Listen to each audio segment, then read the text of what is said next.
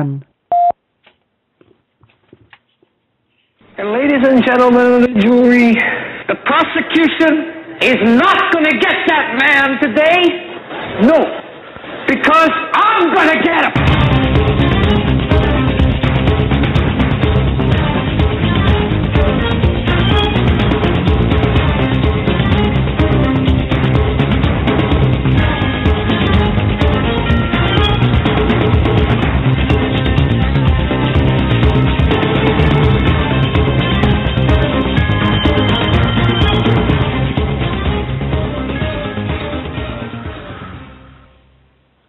This is the Hagmann and the Hagmann Report for today. It is Tuesday, February 19th, 2013. I'm Doug Hagmann. I'm the co-host of the Hagmann and Hagmann Report. With me is my son.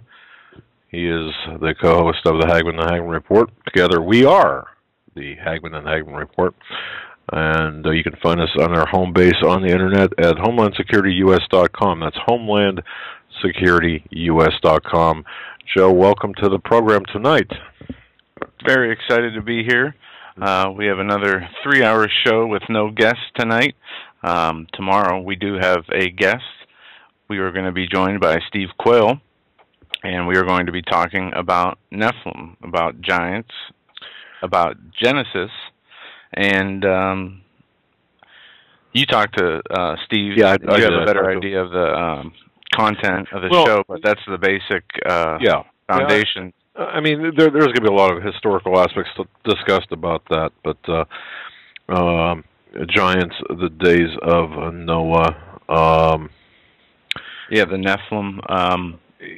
Well, you know, the days of Noah are back, and I think that's an important distinction, or an important characterization that needs to be made, and what you need to know and deal, you know, what you're going to be up against in terms of that philosophy, if you will. That was Steve. I talked to him earlier today. And tomorrow's program will be from 9 p.m. until midnight Eastern Time. 7 to 10 Mountain, 6 to 9 Pacific. And if you're in Israel, Rob, you got to figure that out, man. I had a hard time figuring that out today. I want to welcome the listeners who are listening to this program, specifically those in Missouri. You know who you are, those people who are listening to the program on their iPhones. And, of course, you can find us on Blog Talk Radio on that platform. We welcome everybody to the program. Yeah, from America and across the world. You were on Israel National Radio today. I was. And it was a great interview you did with Tamara Yona. Tamara Yona is a great lady from Israel, folks. Just a tremendous. In fact, I'd love to get her on as a guest. And in fact, I think we will. Yeah, she got into asking you questions from Benghazi and started to really get into the plans of the world government agenda. Yeah, and you know, she is very well aware of that, and very well aware of the New World Order. Very well aware of how things are playing out. I'm just trying to see if there might be an archive to that program on her website. I'm not exactly sure. It might be up tomorrow. I believe it is. It will be up tomorrow on IsraelNationalNews.com, and you'd have to search Tamar Yona. But that said, I just want to say this. There's an article up at HomelandSecurityUS.com and CanadaFreePress.com as well that, folks, if you can't take a look at, because we're up against it. I got to tell you, America is over a barrel, and in more ways than one. Well, right. And I'm not gonna read the article. You folks, you can do it. It's one of several articles that will be coming out. I've got a huge expose on Mr. John Brennan, who's up for the CIA position. And I was reading his 1980 college thesis today. And I'll tell you something, we are in trouble. Yeah, I didn't read this, but what you were mentioning, little snippets and parts from that, from his writings, were troubling. And they not only were they troubling, but they were similar to other czars appointed under the Obama White House. Similar beliefs in the way you treat opposition or people who don't share the beliefs you share. Right. Censorship, marginalization, the tactics we have been seeing that have been used by the people in the media and in the government for a while now. But you know what? One thing, folks, I think well, I'm not going to say I think. I truly believe, based on it's my professional investigative opinion, that I have found who is behind the innocence of Muslims in terms of who picked that film at that time to be trotted out in front of the entire world, and for 2 weeks in our nation's history, that this obscure and amateurish video was publicly cited as the cause for the protests and murders in Benghazi by the highest-ranking officials in the Obama administration. You're talking about Barack Obama, Hillary Clinton, U.S. Ambassador to the UN Susan Rice, and others. Well, they said it was a terrorist attack right away from their testimony. And oh yes, it's a terrorist attack. I'm sure of it. No, but this is one thing. We were on the air when this was happening, doing our shows, and you guys can go back through the archives. We should go back through the archives and listen. I'm sure we played many sound bites where they, from Hillary Clinton to Susan Rice to Barack Obama to Jay Carney, blaming the protest from a film that didn't exist. Well, the protest that didn't exist. The protest did not exist, of course. You know something, and I think we were ahead of the pack on this, and especially in the writings with Canada Free Press. And I want to thank the individual who really has risked his butt to provide information to us to form the basis of what was really going on, or to provide us the basis of information about what was really going on in Benghazi. And the whole Benghazi issue, or the whole Benghazi thing, was in fact a weapons running operation. And here's the thing. The goals, the objectives are still in play. That's why they're still keeping what really happened from the American public. That's the reason. You see, they still want to oust Assad. And going back just for a moment here, because I think this is so important. You know, a few Americans, I think up until September 11th, 2012, I think few Americans ever heard of the city Benghazi. And even after the events, wasn't there a man on the street interview by one of the talk show hosts, Joe? I don't know if it was Jay Leno or somebody asking people where no, I think it was one of the Fox News people asking where Benghazi was, and people were saying, they giving ridiculous responses. I mean, they had no clue. Well, yeah, and I didn't know I've never heard of Benghazi until the Libyan situation started to unfold with the overthrowing of Muammar Gaddafi. Well, but still, even when we're talking about a week later that you don't know where Benghazi is and it's all over the news. Yeah, that's troublesome. But fewer still heard of the movie Innocence of Muslims until it was suddenly blamed for that non-existent protest outside, really, of a non-existent embassy in Benghazi. Within hours of the attack, it was blamed.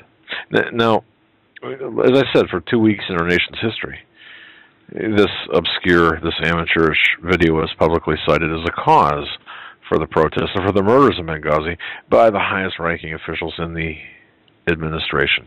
Again, Obama, Clinton, Susan Rice, 5 times, 5 shows, Susan Rice, and others.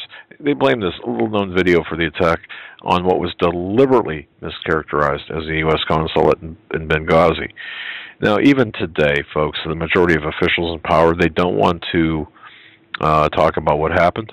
And Obama and Clinton repeatedly stonewalled all legitimate investigation of the incident. Why? Well, because any honest investigation into the activities taking place there would confirm the secret CIA operation intended to arm the anti-Assad rebels, including the Iranian and Syrian-backed Ansar al-Sharia, that terror organization, and so, which, by the way, is an offshoot of Al-Qaeda, obviously. Now, but the purpose of this operation, which remains in place, was to topple, and is to topple Assad, replace him with a Saudi-backed leader, and amid all of the dust from the smoke and fires, amid all of this, one person stands. It can be seen through the magician's fog, and that is John Brennan. You see, John served as the national security advisor to Obama, and of course he's Obama's their top choice to head the CIA. This guy has seen his exposure in the alternative media lately. You've heard, folks, that former FBI agent John Guandolo, I believe his name is, he alleges that Brennan, while working as the CIA station chief in Riyadh, Saudi Arabia, from 1996 to 1999, converted to Islam. According to this former FBI agent, now I believe he resigned, or I believe he resigned from the FBI in a scandal that involved his criticism of Islam. But that said, according to this agent, Brennan visited Mecca and Medina during the Hajj, which those cities are traditionally off limits to non-Muslims during that period. But this former agent cites his presence there and his comments about his visit as evidence of his conversion to Islam. Do I have a problem with the CIA agent, the top spy in the country, being a Muslim? Absolutely I do. Because Islam is not a religion. It is a political structure. It is of course, it is a culture, a political culture, disguised as a religion. But look, in addition to his possible conversion, he has other actions, we have to look at his other actions. They've been much more troubling as they relate to his past history with Obama, his more recent history related to Benghazi, drone warfare. Remember, this is a guy that has no problem with, well, does he have a problem with drone warfare, Joe? It doesn't seem to me that he does, at least. Brennan, no, he loves it. He actually, this is a perfect combination for Obama. You have the drone-loving president. Well, isn't he on the panel for the kill list as well? Oh, yeah. Oh, okay. Yeah. He was the head of the counterterrorism intelligence agency, or I forget exactly the name of the agency, but he was the head of the counterterrorism task force or agency out of Washington, D.C., now moving to the head of the CIA, which I don't think he is qualified nor... Oh, he's qualified. He's been in the CIA, but I got to tell you this. Well, I mean, he's qualified because he's been in the CIA. He's been in NGOs that serve the CIA. The qualifications are there, but in terms of being qualified from a humanitarian standpoint, no, of course not. Right. Qualified along the lines of wanting to keep the laws of the Constitution. No. Yeah, qualified as being a law-abiding citizen. Right.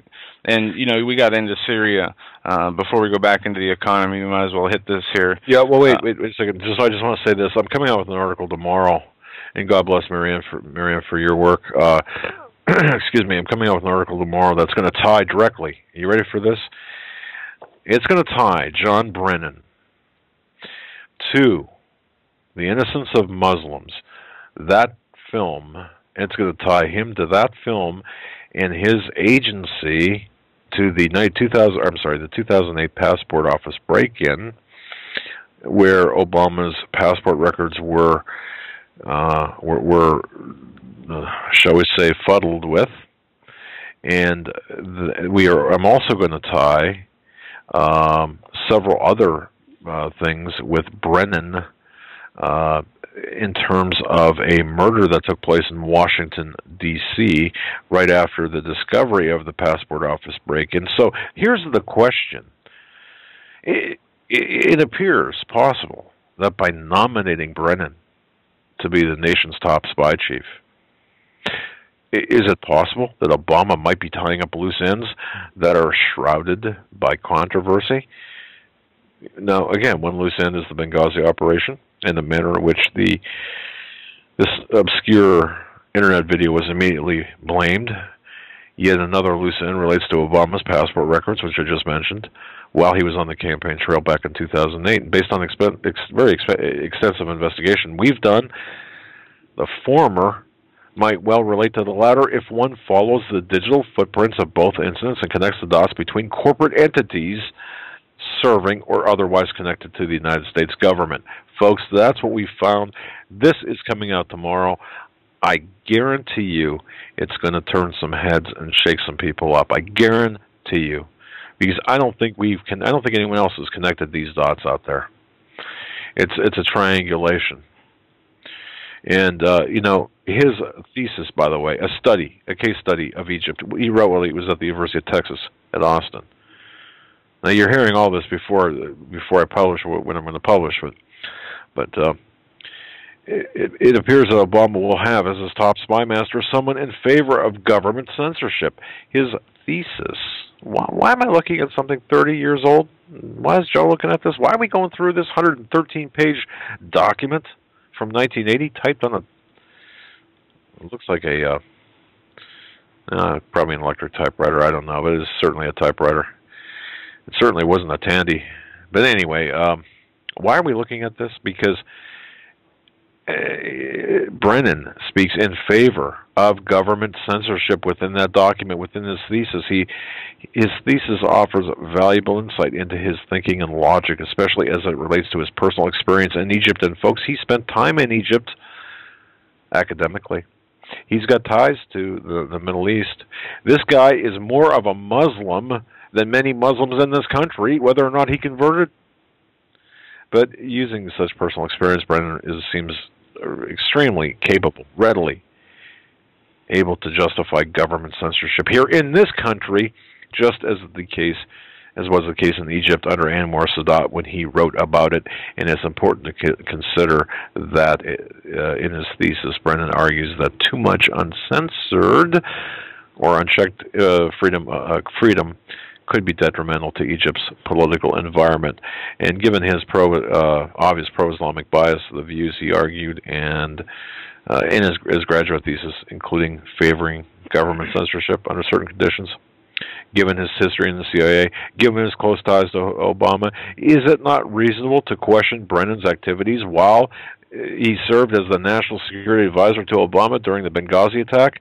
Specifically, is it not possible that the blueprint for framing the video originated with Brennan? I dare say it is, because I don't think this is wild speculation. I have a question, though.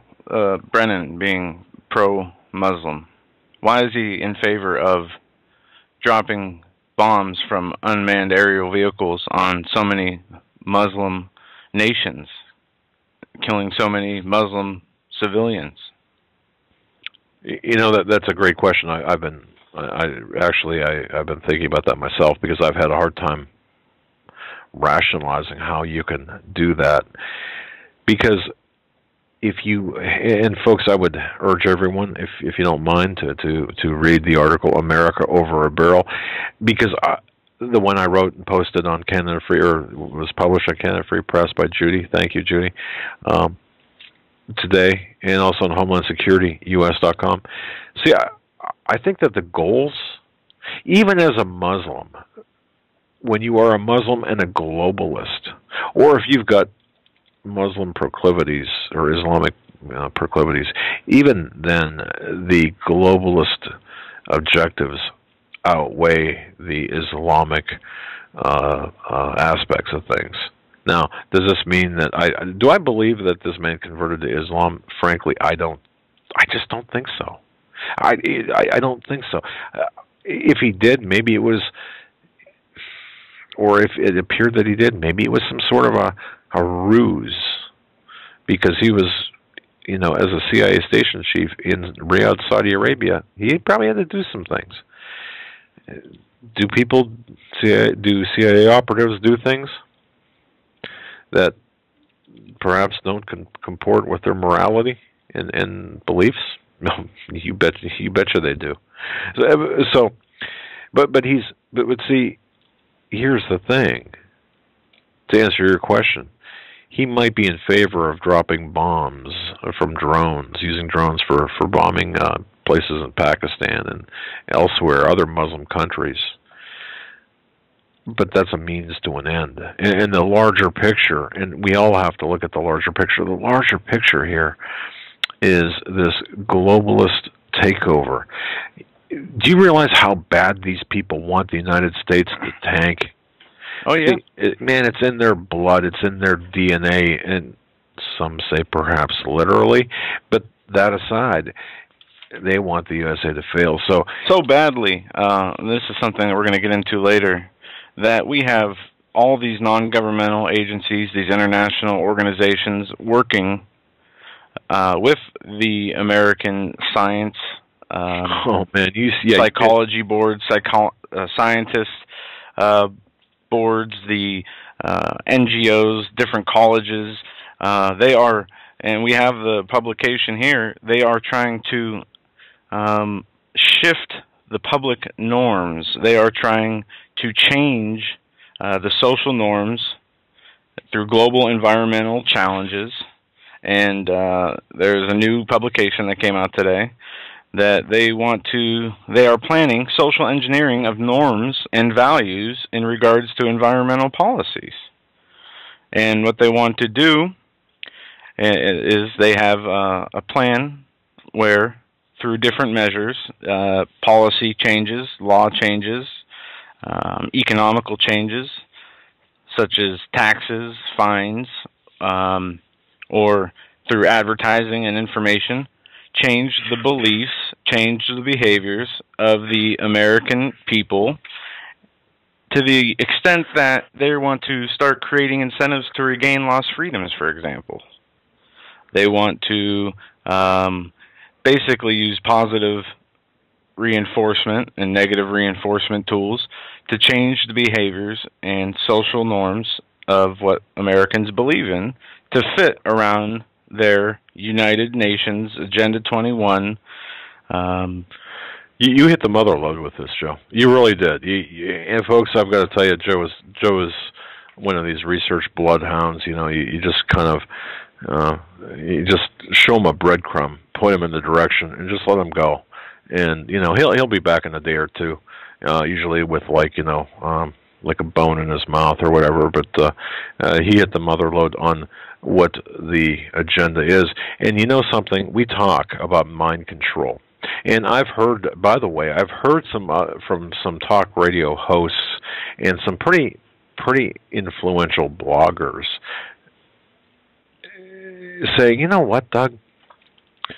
You kind of surprised me. You hurt your credibility by talking about mind control. Specifically, this was one in particular. Mind control.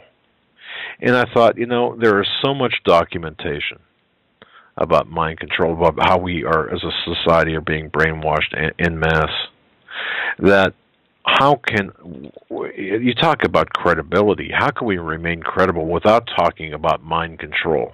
Because it's a fact, as we had said before, and I know there are new listeners all the time. For at least 30 years, 6% of the CIA's operating budget went to mind control. 80, almost 90 different locations, including 44 universities, were dedicated to the program of mind control. Project Artichoke, MK Ultra, the Monarch experiments, all of this, Operation Monarch. All of this, these are real things that happen. So, you know, don't tell me about credibility. You know, conspiracy theorist. Exactly, and I wear that label proudly. You should be in jail. Well, perhaps we're going to get our wish someday. You know, or you're going to get your wish someday. And I say that jokingly, and it really isn't a joke because that is what they're aiming for. We're going to jump into some news if you're ready, and start with the economy. But then I'm going to move to what we were just referring to, going to jail, something that is going on in New York City that we have to pay very close attention to because it could be laying the groundwork. This is important, a national plan of action similar to this. Now, we're not talking about the soda ban or, No. the 32-ounce big gulp ban, but all right, let's go. Yeah, we're going to start off with the economy. Obama made some statements today warning about people losing their jobs if budget cuts are to take place. And we have a 2-minute audio clip we're going to play and break down on the other side of this 2-minute clip. Because, and I want you guys to listen close. I know it's hard to listen to Obama for some of you. But he says some things in here which are definitely fear-mongering to some extent. Well, these are threats. There are lies, there's fear-mongering, and then there's a little bit of truth in here, but not the way he puts it. I'll just let him say it for himself. Here he is. We've got these automatic, brutal spending cuts that are poised to happen next Friday. Now, if Congress allows this meat cleaver approach to take place, it will jeopardize our military readiness.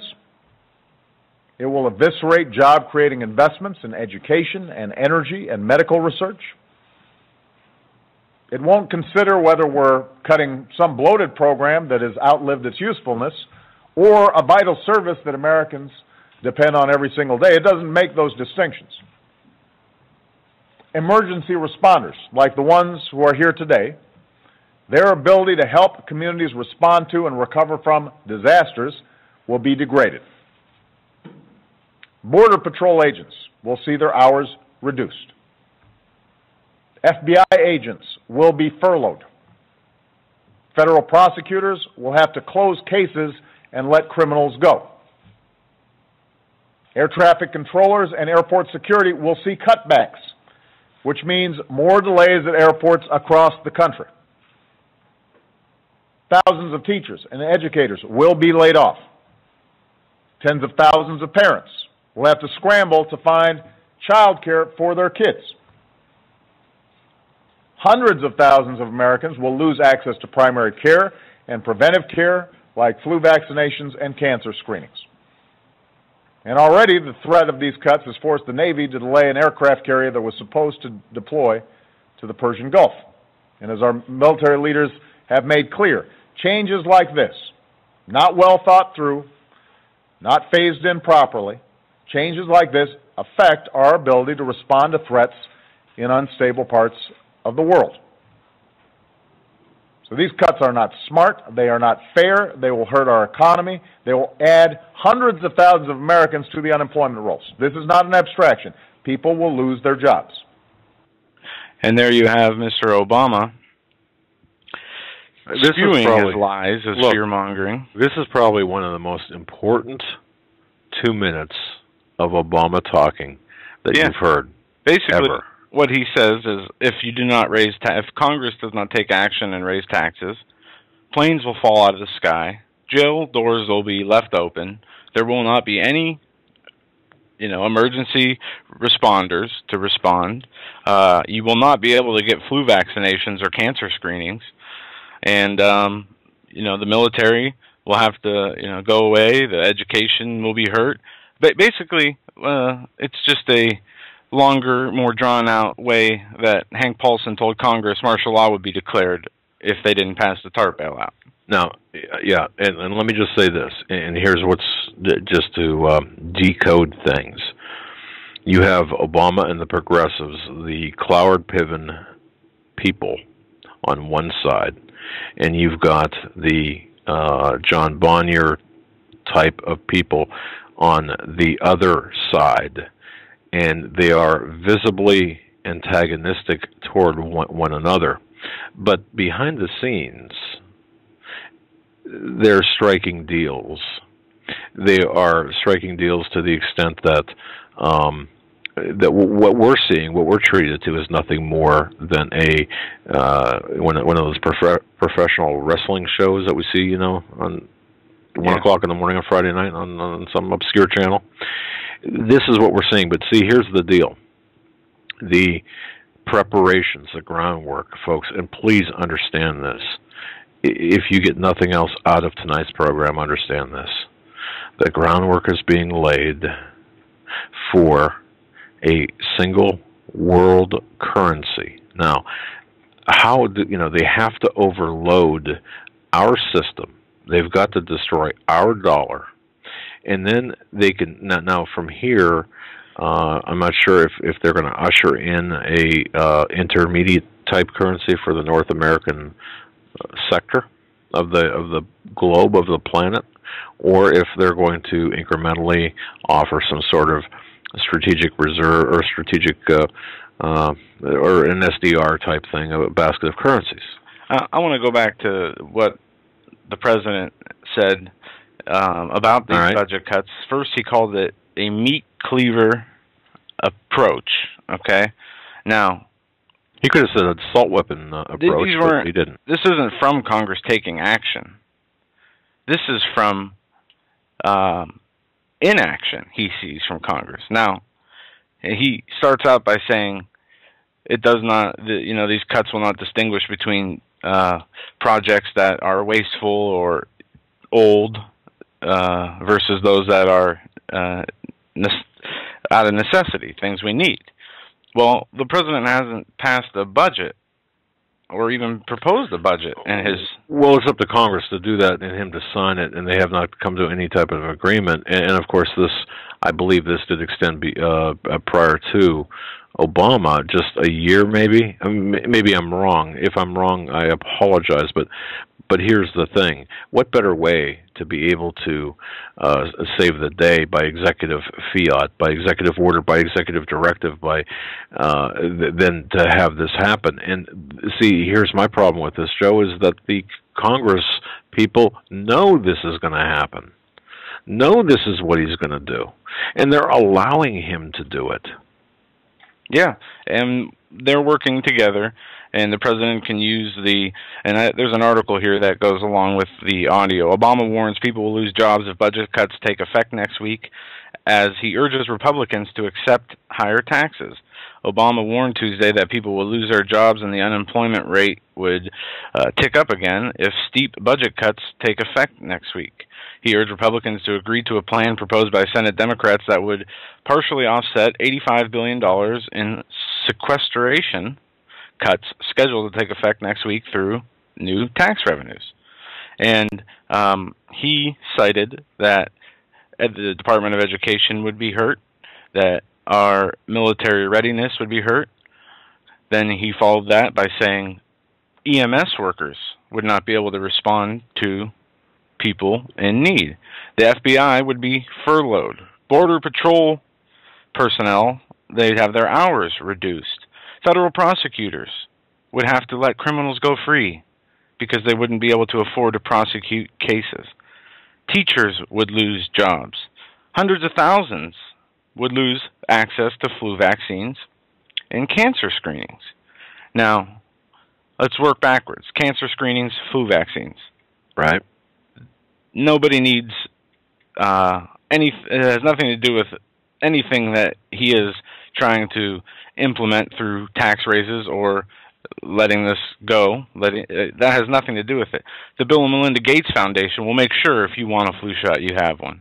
I thought Planned Parenthood offered cancer screenings also for free for anybody who wanted to go to their women's reproductive health services establishments and get a cancer screening. I could be wrong that they're free, but it's not. I mean, that part of what he said is ridiculous. It's not even true. Okay. Secondly, Border Patrol hours will be reduced. Well, what difference does it make when you don't enforce the immigration laws?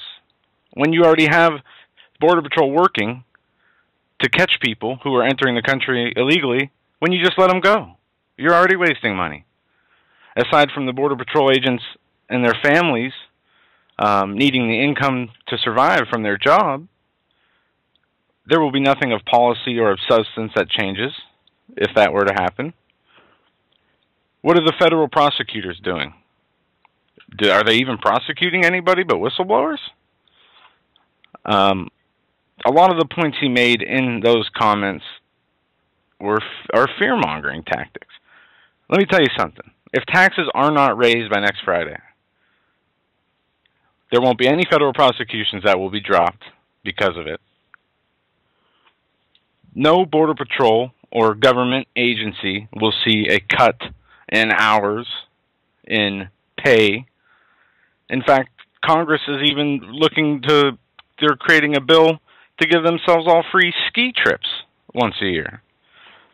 Well, that should fit well, by the way, with his $8,000 golf lesson. But go on. And he says a meat cleaver approach.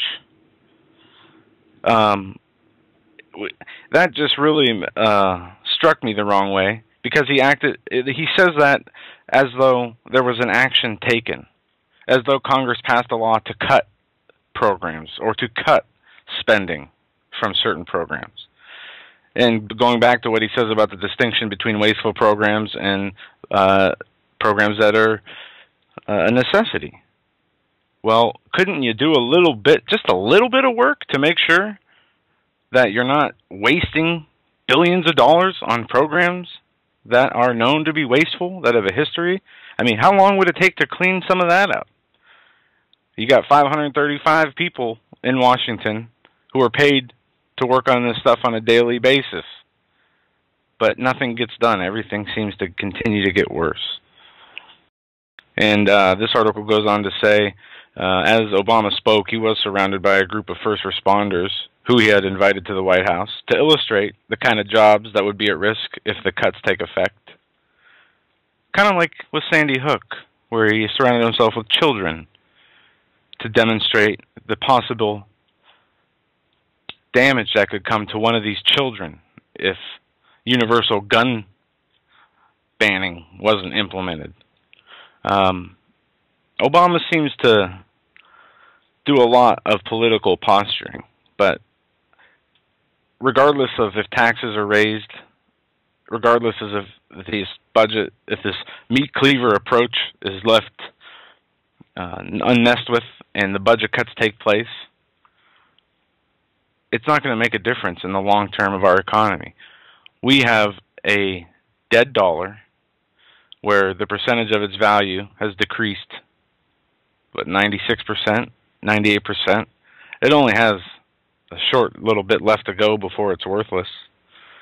We have issues on the economic, from the economic perspective, that are so much greater than what is being focused on or talked about in these sound bites or addressed in these articles. And I think that's one of the things, ladies and gentlemen, the economic things that are taking place, including what Joe is talking about, all-encompassing. This is what we're facing. See, and just to expand or to hit the larger, I suppose the larger issue here is Bush gave the keys to the White House to Obama. Don't forget, during Bush's term, the TARP, that TARP bailout. But what is taking place here is the larger agenda to tank the United States dollar. This is basically a done deal. They have invoked the Hegelian dialectic. They have created a solution to our dollar collapse by this basket of currencies. And again, I'm not sure what I'm not sure how this is going to play out. Whether the solution is a temporary fix to the global step or global implementation of a one world currency, or if it will go directly there. We don't know. Yeah, but it doesn't matter. But because what is going to take place in the interim is exactly what these revolutionaries, Obama and his minions, want, and that is this: 72 hours. You've got 72 hours after things stop before the real hostilities begin. I'm talking about empty shelves in grocery stores. I'm talking about societal chaos, urban. The breakdown of the natural order we see that we take for granted. This is what they want. This is, look, if you think that they're looking for solutions, they're not looking for solutions. They certainly appear to be, but that's really not the case. They want to cull the population. In fact, you look at all of these billions of rounds that the DHS is buying. Explain. I mean, even Mark Levin has come out and said, "Look, there's something wrong." Even a mainstream talk show host. Everyone's pointing and saying, "Look, yeah, this isn't right. There's something to this." Well, what do you think they're prepared for? Who do you think they're going to shoot? And I think Marianne sent an email, and this might have been a story we talked about yesterday, or somebody called in and mentioned that 24 years of war, if you going by the bullets used in the Iraq War, the troops used in the Iraq War, the DHS has enough ammunition now, 2 billion bullets plus, for 24 years of perpetual war. Now, the Department of Homeland Security is not a force that will be deployed upon other nations like our military is. The Department of Homeland Security secures the battlefield of America. And it's interesting because we had Lindsey Graham, the Republican senator, come out and say the whole of America is a battlefield. And to me, to say that, Republican, Democrat, conservative, or progressive, it doesn't matter to me, to say that is telling. And Joe, I got to tell you, I am extremely concerned right now, because when that does hit, when that societal breakdown does occur, when there is, and by the way, you have to address the racial component that also exists in this country. There will be marauding gangs. There will be this racial strife. There will be this have versus have-nots. But this is the push. Remember, top down, bottom up. This is what we're seeing take place. Yeah, and the people who are going to be affected the most are the poor communities, the middle class communities. Most of our listeners, I'd say, the huge majority of our listeners fit into these. Whether it's you're in a comfortable middle class, or you're just above the poverty line, or you're in the poverty line. Right. Look, I think everyone listening, like us, we're treading water. Everyone's treading water, right? I mean, that's what we're talking about. Yeah, most Americans live, paycheck to paycheck in a sense. If it's not actually you're living off your paycheck of that week, most Americans don't have a bunch in savings, don't have too much cash on hand, so you're living check to check, monthly even, and that's a dangerous place for any of us to be in. And it's sad that we have to be in this position. When you look at, I remember my grandfather. He worked at a corporation here, and my grandmother. I mean, they built a nice life by the time they were retired. To where you turn around and look at today's generation, you have people in their 70s, even 80s, working. Right. And my other grandfather, he was working to try to continue into his 70s until he could. The doctor said, "You can't work anymore. You're not physically able to do this anymore."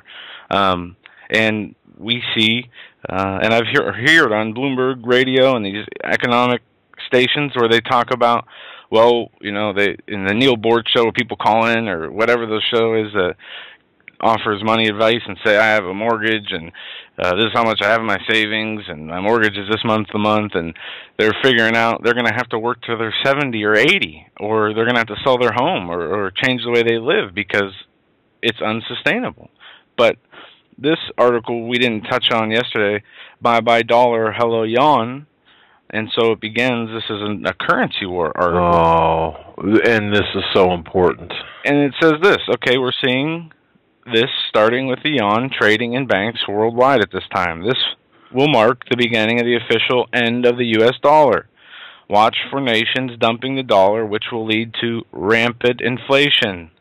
This will first be seen in gasoline prices, then reflected in all products market-wide. Food and fuel will become so high-priced that public outrage will pour into the streets.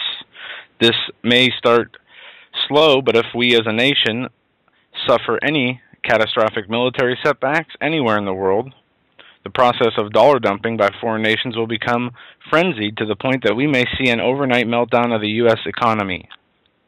Well, and you know, I point out in the article that I wrote about, it's on HomelandSecurityUS.com and CanadaFreePress.com.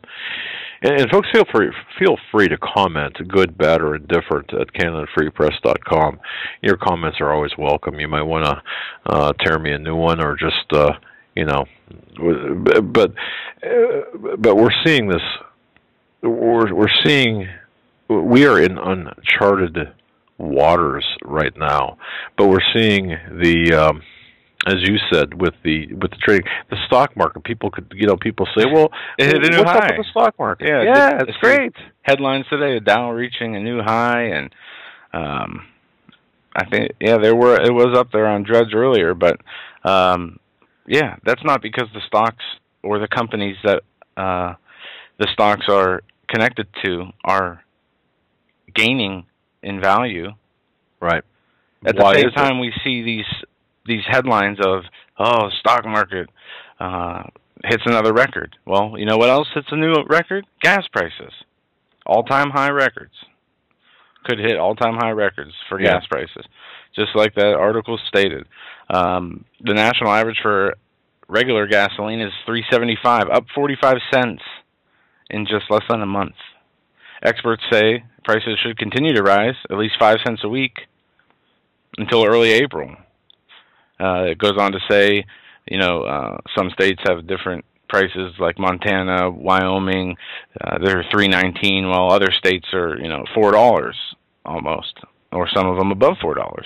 But after sending consumers into sticker shock the past month, how much more can gasoline prices climb? Another 20 to 50 cents a gallon, a level that could propel the cost of gasoline, now at $3.75, to all-time highs, experts say. Gasoline prices typically climb from February to Memorial Day on an expectation of rising consumption and costlier summer blend gas. So far this year, prices are surging much sooner and faster than ever before. It goes on to say consumers in the metropolitan areas such as Southern California are already paying $5.20 a gallon, up more than 75 cents since December. The gas petronoia season moved up this year, says analyst Tom Kloza of the Oil Price Information Service. A lot of speculators bet on high prices beginning earlier in the next year. And it just goes on to talk about how much we can expect to see gas rise and continue to rise. But one thing we don't see is, as the article mentioned in the beginning, April, we would see like a leveling off. They don't talk about any leveling off. They don't talk about this slowing down. There's two different, there's multiple reasons for this about gas. First of all, you've got the EPA regulations requiring different kinds of blends. You've got the refineries not really. I mean, Obama, of all the people, Obama's EPA, they've curtailed a lot of the refining process here domestically. So, but we also have the devaluation of the dollar, just as I was just going to hit that. Somebody said that the price of lumber is going up. Yeah, the price of milk's going up. Sure, it's not the prices that are going up; it's the value of the dollar going down. Well, it's. I mean, with gas, it's a little bit more complicated, but don't forget too, as gas prices rise or the dollar is devalued, it buys less.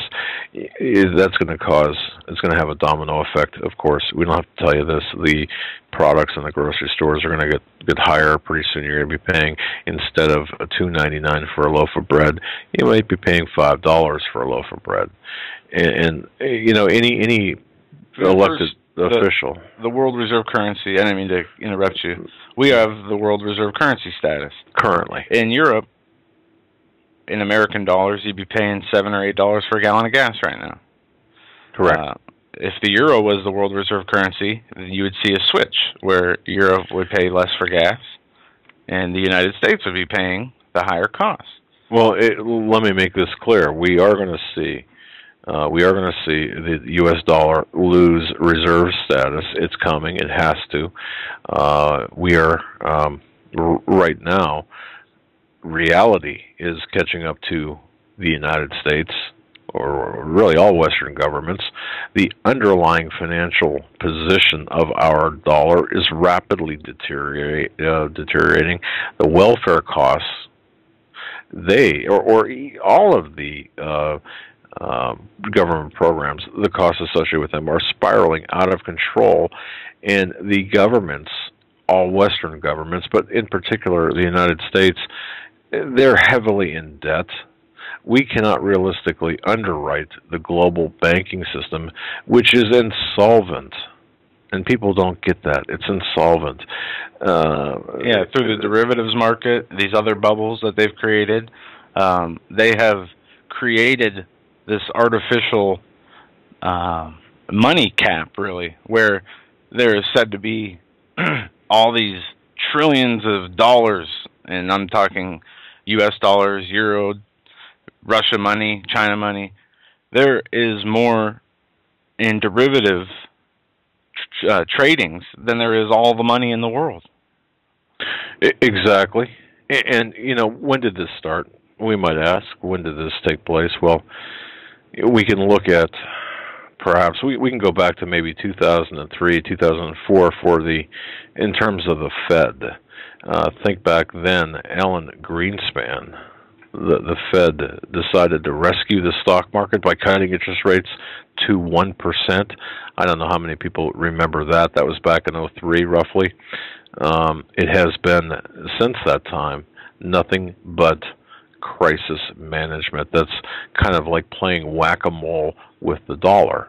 And we've gotten to the point now where the governments have chosen to protect themselves rather than looking out for the true interests of the people. And that is never more apparent, or has been never more apparent than today, and with the financial markets. And so, people, and I mentioned this too, there are people out there who just still don't get it, and they see people walking out of stores with their purchases of their flat screen televisions and new computers and whatever. They don't have a clue, and reality is going to hit them upside the head. And see, you folks listening to this program will be able to answer their questions, perhaps, if you're so inclined, and hopefully you will be, and be able to tell them what's going on and what to expect. That's where we're at. It's look, you've got rich people, and I don't say, I'm not going to say this in a very articulate fashion, but the wealthy people out there, the people involved in international banking, they control the money, they control everything. They're gonna be the winners, and the people without the inside information. If you don't have that inside whisper, hey, Hillary, put $1,000 here in cattle futures, and 9 months later you walk out with $100,000. Without, absent of that type of information, of course, you're not going to have. You shouldn't even be in the stock market. And I would dare say this too, because I've been getting a lot more emails as well. If your money is in the bank, the stock market, get it the heck out, because. And I'm not giving financial advice. If it were me, if I had enough money in the bank to worry about, or a retirement account to worry about, it would be sitting. I would turn it into metals, gold, silver, whatever, and I would keep it at home or someplace safe, not in the bank, but someplace where I personally would know where it is and can guard it. I mean, not trying to give financial advice, but this is a hefty dose of reality for everyone. And people say, well, yeah, we know this. Well, what else is new? Well, this is new because it's getting more dire. I mean, it's because it's going to hit the United States people, like the revolution in Syria has hit the Syrian people. It will be on our front doors. We won't be able to ignore it for those who have been putting it aside or not being able to see what's really going on. or choosing not to be aware after seeing what's really going on, remaining ignorant willfully. Right. Yes. Yeah. Ignorance is not. I mean, you will not be able to deny or your normalcy bias unless you're really bad off. It's going to be pretty rough to deny what's taking place when you can't get gas out of the pumps because the computers are down, because there's no electronic banking available. Pestilence, famines. Yes, as the Bible states. Yes, we will see those. We're just full of good news today, aren't we? I want to. We're about 5 minutes up against the break. I want to hit this audio clip real quick on Judge Napolitano on this new NYPD sweep streets plan. If you want to do this now, or we can do this. Yeah, on no. the other side. I think what we can do is folks, listen to this, because this is something. We might have to play it twice. Yeah, and we have an article that goes along with this. But think of what this would mean if this were, or some variant of this were implemented on a national scale.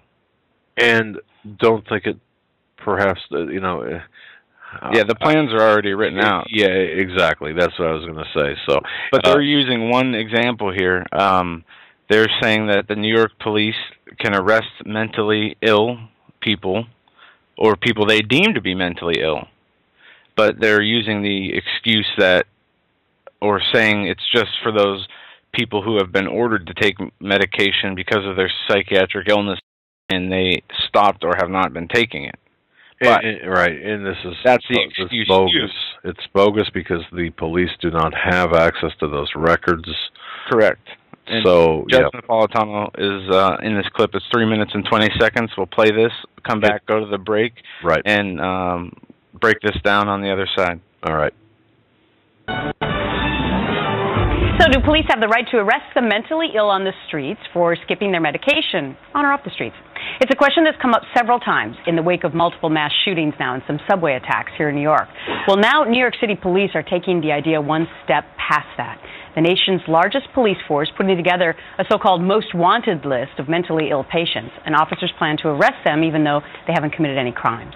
So what would our Constitution say about that? Fox News senior judicial analyst Judge Anna Napolitano joins me now. You always give me the easy question. No. I just think we might have a lively discussion about this because I look forward to it. It's an issue that's complicated. Yes. So if you come to New York City or any other major city, you see mentally ill people walking on the streets, many of them homeless, and it's a dire situation. You say that rounding them up and arresting them is unconstitutional. Well, it's clearly unconstitutional because the Constitution says the only way you can arrest someone is if you see them committing a crime or a probable cause to believe they have committed, not are going to commit, but have committed a crime. Now, in the case of someone who is mentally ill, mental illness is a range, is a terminology used to apply to a range of mental deficiencies. It could be very mild or very severe. Only those who are mentally ill and are in imminent danger of harm to themselves and others can be in the category of candidates for arrest. Anything short of that, the person cannot be arrested without an order from a judge. So what happened is, in the last couple of months here, there's been these 2 subway attacks where allegedly mentally ill people pushed innocent people out onto the tracks and they died.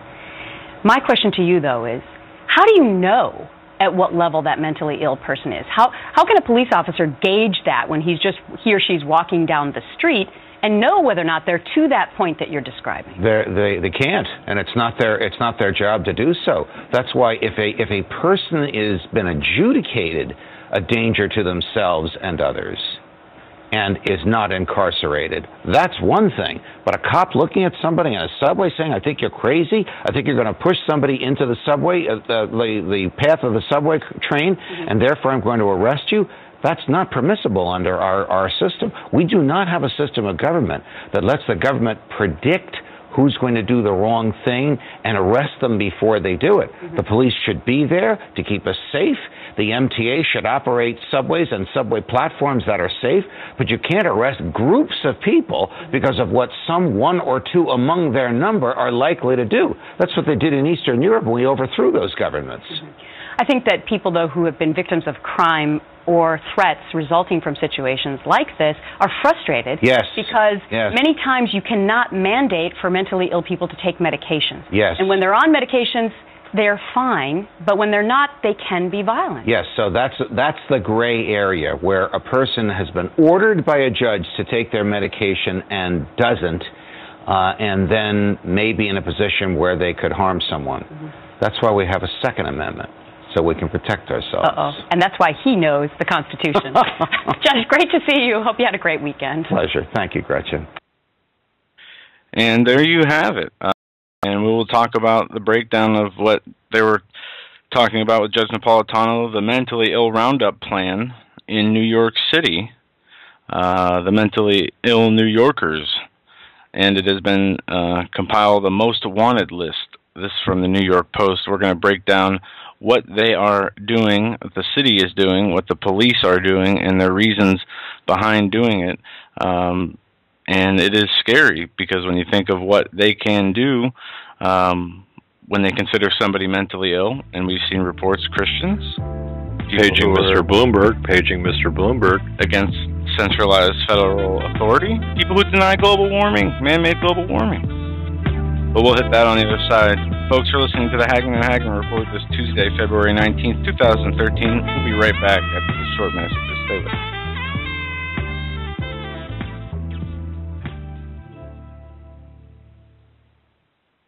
Hi folks, Doug Hagmann here. You might know me as the co-host from the Hagmann and Hagmann Report, or as a frequent guest on Coast to Coast AM with George Norrie. If you're like me, you're tired and confused over today's headlines. You just don't know where to turn for accurate, concise information about really what's going on, what's truly going on in today's society. If you don't know where to turn for accurate, well-researched, and properly vetted news, I've got a suggestion. In fact, it's a requirement. Bookmark Canada Free Press. That's CanadaFreePress.com on the internet. It's just not for Canada. It's for news across the world. Judy McLeod, founding editor, has put together a vast array of talented writers like Kelly O'Connell, Daniel Greenfield, Dr. Eilida Johnson-Powell, a lot of guest columnists, very talented writers. Folks, that's Canada Free Press at CanadaFreePress.com. Now mobile friendly. Follow on Facebook, because without America, there is no free world. Survival of the fittest. In any and all situations, survival is your #1 priority. That requires being tough and thinking smart. And the folks at Freeze Dry Guy are going to help you do just that. They have the long-range patrol ration entrees, what they call the Brick Pack. When you're in survival mode, it is absolutely the best item for your survival pack or bug-out bag. You can go farther, faster, and carry more food with the LRP cold weather ration entrees. Not only do these long-lasting, durable entrees help sustain you or your family through the harshest environment or situation, they are by far the most delicious of their kind. No contest. With a variety of tasty entrees, you can't beat the LRP Brick Packs. Let Freeze Dry Guy help you in your survival situations. Go to freezedryguy.com. That's freezedryguy.com. Or call 866-404-3663. That's 866-404-FOOD. You better wake up fast and listen to this, America. The Obama campaign has launched attack squads disguised as truth teams dedicated to intimidating and silencing all political dissent carried over the internet that criticizes the Marxist Obama. Truth squads specifically focused on covering up Obama's endless trail of lies, corruption, and subversion, and using the Gestapo power of our own government to police and censor the internet and shut down websites that dare to carry the real truth about Obama's Marxist coup. Remember the names of these Gestapo-style agencies at work right there in your neighborhood. KeepingHisWord.com, KeepingGOPHonest.com, and AttackWatch.com. KGB, SS, and Gestapo-style police-state gangster organizations at work to silence the important voices of patriot dissent, some of which have already been shut down by Obama's orders. Adolf Hitler would have been proud. We're the 21st century Tea Party patriots.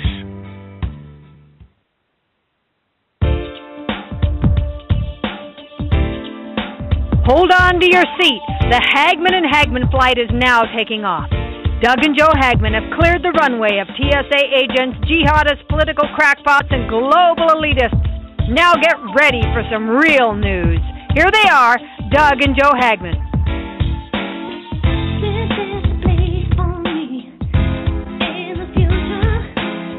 And welcome back, ladies and gentlemen, to hour number 2 of this Tuesday, February 19th edition of the Hagmann and Hagmann Report.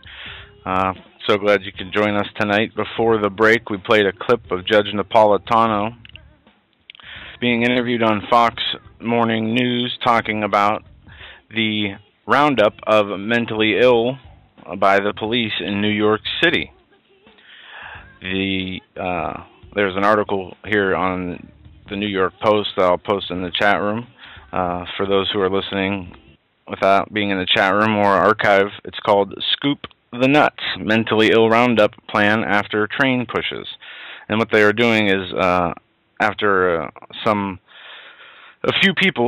few mentally disturbed people threw civilians onto subway platforms as a subway was coming, the city and are looking to draw up plans of 25 targets, and they say after the Queens subway attack of immigrant Sundano Sen, the city decided to take a proactive approach to track down the most dangerous mental health patients that currently have mental hygiene warrants out for them, a law enforcement source says. A mental hygiene warrant.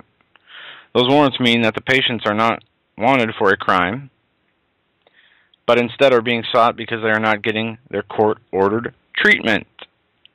Now, before continuing with the article, just think of a scenario where you are a Christian, or you believe in Jesus, we'll just say. And we can look at the American Psychiatric, the DSM-5 manual, and the DSM-4 manual that talks about the belief in a superior entity as being a possible mental illness. Now, under those guidelines and rules, imagine that you were brought to court for your belief in Jesus, and they ordered you on a medication that would help stop your radical belief system. Now, you are in the same boat as these people, not people who have not been found guilty of a crime, but they are not taking their court-ordered treatment. Now, going back to the article, there are a handful of cops assigned to the detail, which began working the past few weeks. Sources said cops in the NYPD's real-time crime center are using high-tech methods to first track down the individuals, and the detectives on the street have been assigned to them to go and take them to hospitals, law enforcement sources said. In the past, the City Department of Health would ask cops for help finding mentally ill people who aren't taking their court-mandated medication so they could be taken to clinics. But that had only applied to those who had known addresses, and patients who went off the grid were rarely pursued, sources said. The city is now concerned it could be liable if one of those people goes off the rails and hurts someone, or themselves, sources said. And that prompted the health department to seek more help from the NYPD. These patients could, of course, be dangerous, health officials noted. Now, you have a family member who goes to the Department of Health and gives them the information. They go to the police department, and together, the DOH person and the police go out and track down these people, said the city official. They're just trying to get these people some help. All of these patients are receiving treatment for mental health conditions, said the Department of Health spokesman, Sam Miller. If they do not receive sustained treatment, they could pose some risks to themselves, family members, or others. But tracking them down won't be easy. There's no rhyme or reason to their craziness, said one law enforcement source. You might find yourself looking all over the place for one of those kooks who ride the subway back and forth. Such craziness includes homeless man named Davis, allegedly December 3rd fatal subway push of a Queens father. He said he heard voices in his head that guided him to commit this deadly act. Also, there's one last quote here by Erica Menendez. Menendez told the Post in a rambling jailhouse interview that she likely would not have killed a hardworking man had she smoked marijuana that day. She used it to self-medicate for bipolar disorder. She has also allegedly told authorities she killed a man because of 9/11, not because so many people died, but because of the destruction of the buildings. Apparently, she shoved a Muslim man into the subway platform. Okay. Going back to what we were talking about. All right. The once in the past, it says the Department of Health would ask cops for help in finding specific mentally ill people who were court-ordered to take their medication, but because of family reporting and concern from other people who are close to the people on medication, they knew something was wrong. They would say, this person's not taking their medication. Now we have a situation where the New York City Police Department is taking it upon themselves to go look for possible mentally ill people. And if you have no... now, think of yourself as a beat cop. You're walking the street. Obviously, you can tell the difference between somebody who's like really out there versus a normal, everyday person going to and from. But what about your rights as an American under the Constitution to travel freely? What if you could have a Bluetooth in your ear? The cop could be walking on in a weird angle and not see that you have that device in your ear and think you're talking to yourself. And the top of my head, that's the first example that I thought of. Can you imagine if you're talking to your ex-wife or ex-husband? They already have programs, the stop and frisk programs in New York. They have mobile naked X-ray body scanners for guns. This is all rolling out of more pre-crime. Because if you notice in the article, it says patients are not wanted for a crime. No.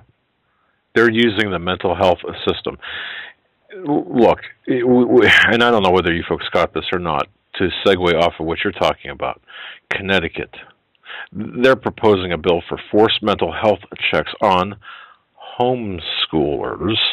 Okay, they're proposing Connecticut, the state of Connecticut, the officials there are proposing legislation that would require state investigations of children on an unprecedented level. And they're calling for what they term confidential behavioral health assessments of every public school student in 6th, 8th, 10th, and 12th grades, as well as every homeschooled student aged 12, 14, and 17. And this is under Bill 374, and this is a state bill in Connecticut. It's nothing more than a home invasion measure. World Net Daily spoke about this, but can you see what they're doing here? They're laying the groundwork with mental health. Not only with mental health, but with injecting themselves into your life, your personal business, whether on the streets or in your home. Remember, we just went over the new healthy housing programs they announced, where they are going to set up federal healthy homes legislation and policy, taking steps to make sure that homes are enacting and enforcing housing standards for better physical health, to the point where they would come in your house to make sure that you didn't have mold or you refrigerated your food properly. Now we see the push in Washington State, which has been pulled back, thankfully now, on the guns, where they want to do yearly inspections to make sure your defense or tyranny resisting weapons were secured properly. Right. We have the smart meters. People being arrested for videotaping police putting smart meters on their homes when they don't want the smart meters on their homes. These smart meters, similar to the LED lights, transmit data, can control energy usage. You might want your heat at 72. Well, they say, no, we're going to keep it at 68. Everything we are seeing the government do is further intruding. It's not only restricting travel, it's not only hindering or delaying your travel at the airports and bus stations and highways, but now they are going to be doing much more. They're going on the proactive in so many instances and issues to where they're going to be coming to your house, not just to check for guns, not just to check for healthy housing conditions, maybe to make sure you're taking your medication, maybe to make sure you are following along with their new norms that they are engineering, the new value system they want you to believe in. I mean, where does it end? Well, and that's the thing. It doesn't end. It's not supposed to end. It's going to become more and more intrusive. They're using the healthcare system. They're using the mental health issues. They're using the child welfare issues or acts, whatever. Once again, it's for the children. It's to help you. Kind of like, we're from the government. We're here to help you. This is what we're seeing take place. It's a nanny state, but that nanny state is a tyrannical takeover, and this is what we're watching. And in most cases, there's very little pushback. So what we have to do is recognize these things for what they are. But see, time is running out.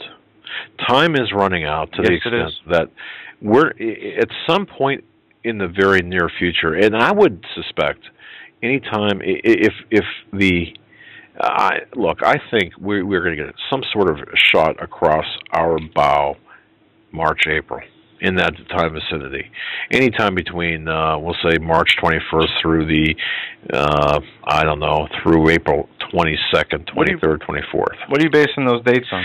Okay, if I might ask. Well, there are a couple of different things. We've got.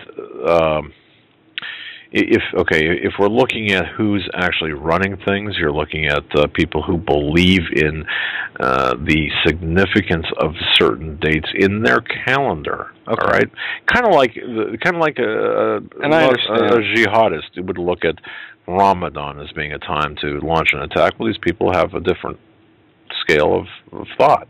Okay. All right, so some type of shot across the bow, sometime during that time period, March 21st through the 25th of April.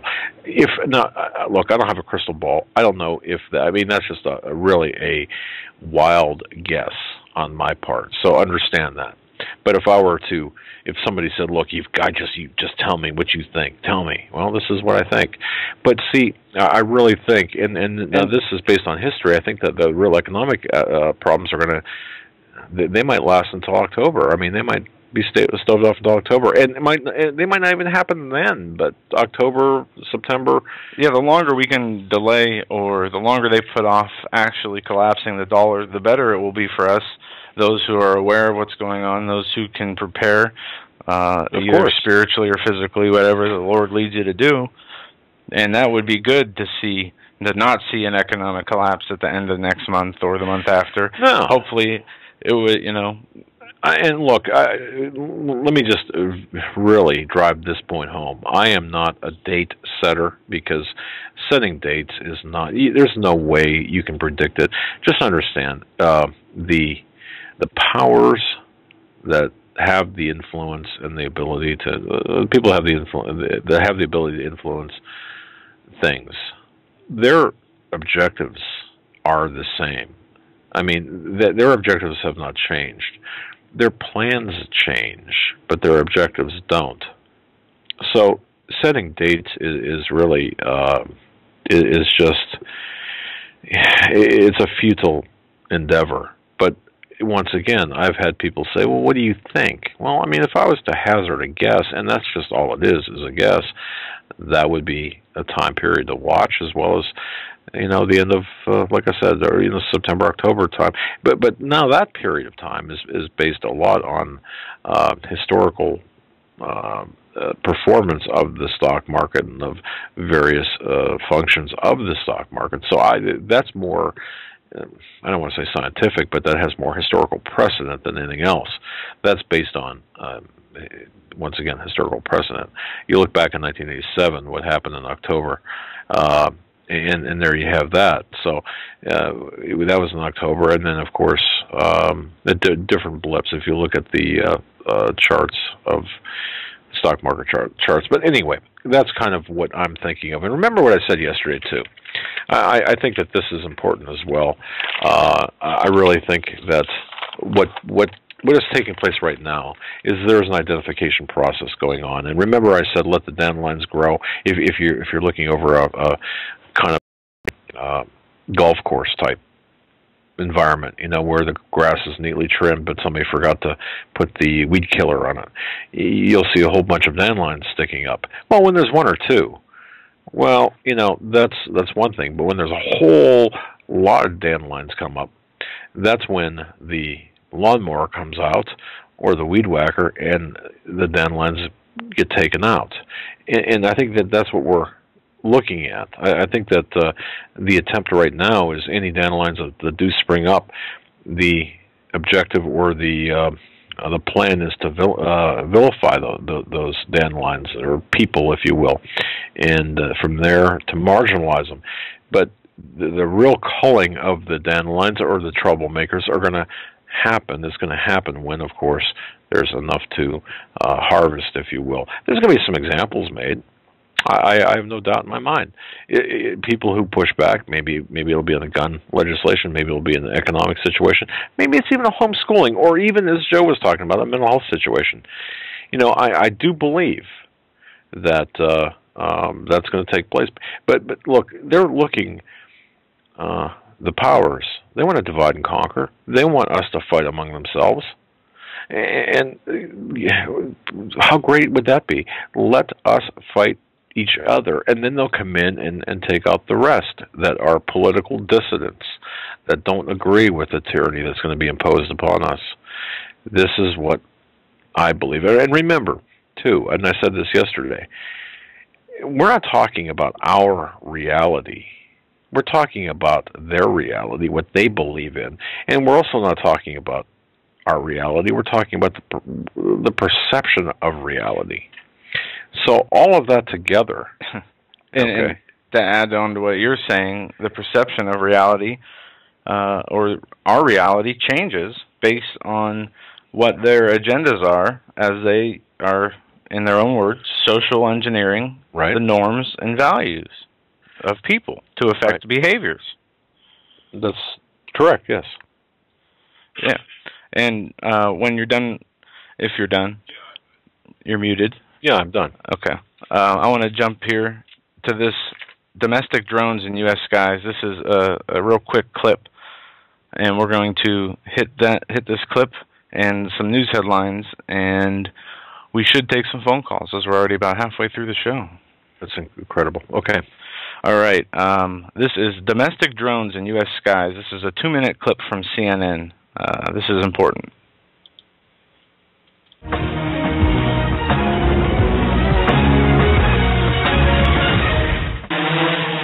The skies across America could soon be welcoming more drones.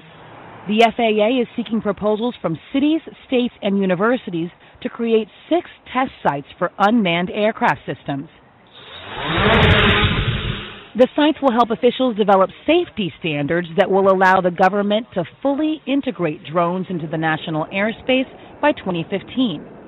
The drone industry says they make good economic sense. In the next 3 years, after the FAA has figured out integration, we could see as many as 70,000 jobs be created in this new industry. The Coast Guard uses drones for surveillance on ice sheets in Alaska, and local authorities in North Dakota once used a Border Patrol drone during a dispute over cattle. Drone makers predict they'll eventually be used by energy companies to monitor pipelines and by farmers to monitor crops. New uses will require new government rules to protect privacy. We don't want drones to become eyes in the sky, constantly spying us. We need control so that drones are only used when we believe that a crime is happening, or we're trying to do something particular, like fight a forest fire or finding missing child. If we put those controls in place, we'll have a powerful technology that has appropriate controls. In Seattle earlier this month, the mayor ended a police department drone program over privacy concerns, and the Virginia legislature is at work on bills that would temporarily ban drones there. Now, the FAA is asking for public input on its proposed privacy requirements for these tests, and this privacy issue isn't going away. Just this week, 2 House members, a Republican and a Democrat, introduced a bill that would require law enforcement to get search warrants before using drones. So this continues. It definitely will. I mean, it's that fine line they need to find between a helpful technology and a big brother type thing. Exactly. Yeah. Athena Jones, thank you. Thanks. And there you have it, domestic drones. And they talk about using them for monitoring crops. Well, look, we know domestic drones or drones, the 30,000, when they say, hey, soon there'll be 30,000 drones out there, that means that, hey, we're just telling you that we've had 30,000 drones out there for the last 12 months. And once again, the conditioning. This is all about conditioning the people to accept surveillance from the sky and soon sanctioning from the sky. This will happen. I can tell you it's going to happen. And it is happening. Well, yeah. The surveillance from the sky is on a much larger scale than we could ever imagine right now. Absolutely. But I think that we have to look at, too, the next step in the progression here. Once the public is conditioned of having drones, and you might think, well, wait a minute, we can't see them. They're flying out there. We can't see them. Right. And you can't see the missiles or the payloads they bring before they hit you either. Right. But I've also talked to several people who have been. And I'm not talking about, nut jobs. I'm talking about people of status and of reasonable sensibilities who have said, look, there was a drone that I was going to say follow me, but that's not exactly the correct term. Saying that, look, we had a drone. All right, I was... Joe Farah said that on an interview. Was one, right? And now we have a report, U.S. Air Force developing terrifying swarms of tiny, unmanned drones that can hover, crawl, and even kill targets. Wow. Micro-air vehicles will work in swarms to provide complex surveillance of a battlefield. They can be armed with incapacitating chemicals, combustible payloads, or even explosives for precision targeting capabilities. Right. Now, kind of in conjunction with the drone issue, we have to talk about this. I really didn't want to because it's all over the internet. It's all over the news. You folks know about this, but let's address this anyway. The Fed's DHS buying 2 billion rounds of ammunition. Breitbart.com, they're talking about it. They're reporting about it. Mark Levin, of course, we told you yesterday. And we'll tell you again today, of course, he chimed in and said, this is not right. And, what's this all about? Well, look, there's a couple of different angles and a couple of different approaches we could use on this. But really, seriously, where are they planning on using this ammunition? And perhaps could there be another reason too? Are they attempting to limit the purchasing power of the American people? Now, and I say that because I've been hearing rumors of ammunition rationing by gun dealers, and actually from the manufacturers down through the gun dealers. So could this be another, or is this just a collateral effect of what is taking place? But in reality, though, we're getting reports. Joe, you and I are getting reports every day of pre-positioned ammunition containers. Think of like a storage container. Think of like a dumpster size storage container. The DHS is pre-positioning these outside of urban areas, and of course they're in places that are under surveillance and are either under surveillance or under guard 24/7. So don't think you're going to go up and help yourself to a box of 9mm shells. It's not going to happen. But what are they doing this for? Are we watching some reality program play out? Well, it is reality. But what's the end game scenario? And I think that look, I do believe that. Well, if you look at this too, one of the principles of war is a concentration of forces, and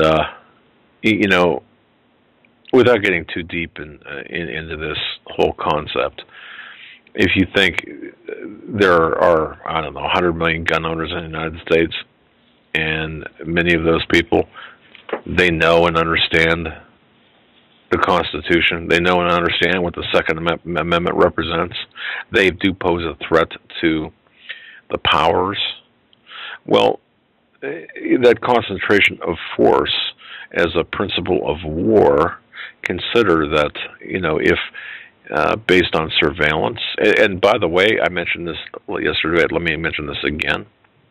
The rallies that are being held, the pro-Second Amendment rallies, as we have seen and as has been done throughout the ages, throughout the years, the FBI, the DHS, well, in this case, the DHS, they are actually actively monitoring, photographing, and videotaping people at these rallies for identification purposes. They're taking license plates. They're taking facial recognition photographs for facial recognition purposes. Should that scare you? Absolutely not. It shouldn't scare you. Well, it should bother you. It bothers you. Of course it should bother you, but it should not deter you from getting out there because... No, not at all. We must stand together, or we will hang separately. Let me tell you a real quick story about a friend I talked to recently. That we have a casino here, and you can ban yourself from the casino for a year if you have a gambling problem. Well, this guy banned himself from the casino, and he went there to pick up somebody during his ban. He went there to pick up a friend, and I didn't know this, but he walked in the front door and just was standing there waiting. They have facial recognition software in the casinos to the point where he went home and was woken the next day by 2 state police officers who served him a trespass summons because they had the facial recognition software at the casino run his face. And in terms with the ban that you put on yourself, I don't know, it must be in there that if you come on their property, it's trespassing.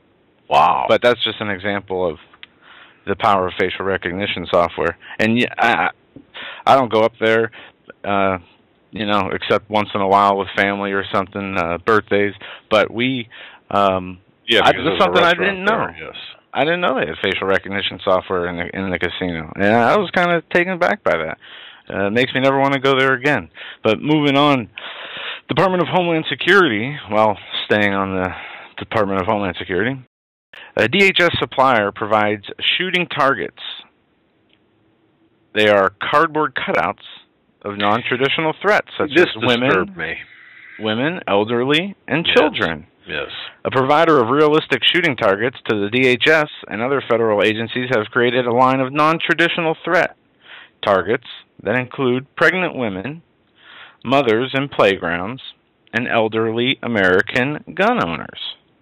I'll post a link in the chat here because you can see the pictures for yourself, and the title is DHS Supplier Provides Shooting Targets of American Gun Owners. Law Enforcement Targets Incorporated is a 21-year designer and full-service provider of training targets for the DHS, the Justice Department, and thousands of law enforcement agencies throughout the country. The company's website offers a line of no more hesitation targets designed to give officers the experience of dealing with deadly force shooting scenarios with subjects that are not in the norm during training. The targets are meant to help the transition for officers who are faced with these highly unusual targets for the first time. The targets include pregnant woman threat, older man with a shotgun, older man in home with shotgun, older woman with a gun, young school-aged girl, young mother on the playground, and little boy with a gun. If you go to, InfoWars, they've got the photographs on there. They're disturbing. They are disturbing. Yes, frankly, if you consider them for what they are, targets. Now, but the gun owners are a threat, right? Let's listen to what Joe Biden said today. All right. Kate Ernest has the next question. She asks, do you believe that banning certain weapons and high-capacity magazines will mean that law-abiding citizens will then become more of a target to criminals, as we will have no way to sufficiently protect ourselves? Is this Parents Magazine? It is. I have Parents Magazine at home. I've never heard anybody in Parents Magazine ask these kinds of questions, but I'm delighted to answer them. First of all, the idea that... repeat the last part of the question, please. So she's asking if a ban goes into effect on certain kinds of weapons and high-capacity magazines. And what's her name? Kate. Kate, if you want to protect yourself, get a double-barrel shotgun, have the shells, a 12-gauge shotgun, and I promise you, as I told my wife, we live in an area that's wooded and somewhat secluded. I said, Jill, if there's ever a problem, just walk out on the balcony here, or walk out, put that double-barrel shotgun, and fire 2 blasts outside the house. I promise you, who's ever coming in is not going to... You don't need an AR-15.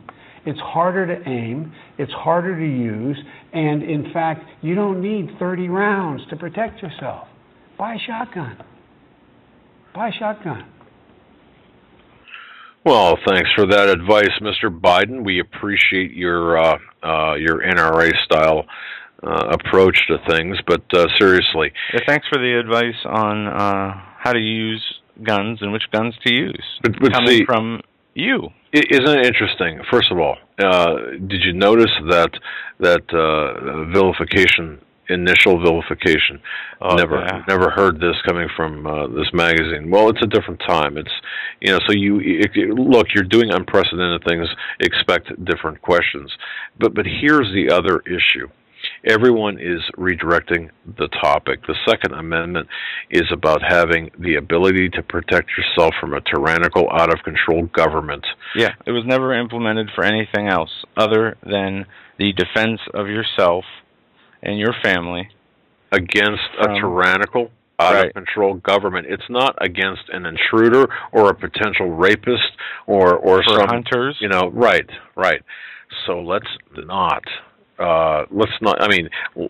play these games, these silly games with words. Well, that's what they do best. Manipulate the language, deceive through their tongues, and they try to appear to do good works with their actions, and yet the people who can see or who choose to see the truth of what's really going on can see right through that.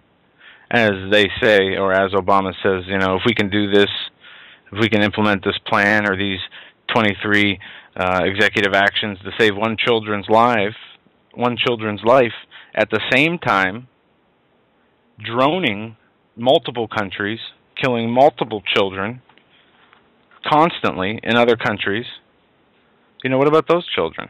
And going back to the Brennan testimony he was giving, that was interrupted by people who were making that point, where, you say you want to take guns away to save children. Well, what about the, hundreds and hundreds of children that have been killed, and there's like 900 and some, or a list of 200 and 900 civilians or children in Pakistan alone, and there's thousands of victims from drone strikes in Pakistan, thousands in Yemen, and not from Bush years. We went over statistics from the Bush drone strike, and they started to ramp it up, and Obama took control of it and put it on supercharged steroids and just ran with it. And we are seeing now the talk with the Dorner situation. And if you go back to the domestic drone clips, they actually cited the 2 cases that they used drones in America, not with lethal force, but to apprehend in one case and spy on farmers in another. But it won't be long, as the Dorner rhetoric showed, before a drone is used on American soil, before they are ever brought to a court of law or charged with anything. You know, I just want to say this. It kind of to sum things up. Wow. You know, I got an email today from someone who said, "I cannot believe the amount of news that we're getting every day, and it's just coming faster and faster." But if we look at the end game objective, you know, look, we've got a leader, this alleged president of ours, allegedly elected. He's not my leader. If you want him to be your leader, that's fine. Okay, but this guy was really, I mean, he was born into a dysfunctional atheist socialist family. He was fathered by a philandering alcoholic. He was mentored by communists. He was schooled and befriended by radicals. He surrounded himself with radicals. He's been packaged with the pseudo Christianity that the Reverend Wright's church. He was essentially, if you really think about this, he was his electoral base consists of malcontents, racists, and fools, and he is set about to dismantle capitalism, to rid America of Christianity, and kill freedom in the United States of America, replacing it with a fascist empire, the likes of which Hitler only dreamed. And what has taken to over 235 years to really perfect. And think about this, 1.5 million lives to defend, and countless patriots to make, to hold, to construct. It's what has been done in the last 5 years to just totally, completely, and irreversibly seal our fate and our doom. Think about that. In just a few short months, of his first term, Obama nationalized General Motors and Chrysler and Fannie Mae. The $3 trillion health industry was basically gutted. $60 billion student loan program.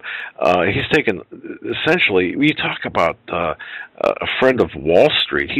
He's befriended Wall Street. Actually, Wall Street controls Main Street now, and essentially Wall Street controls Obama. The whole financial industry has been bankrupted. Actually bankrupted our treasury. The system right now, there has been created a permanent unemployed underclass that's been exacerbating our racial divide. The welfare system has exploded.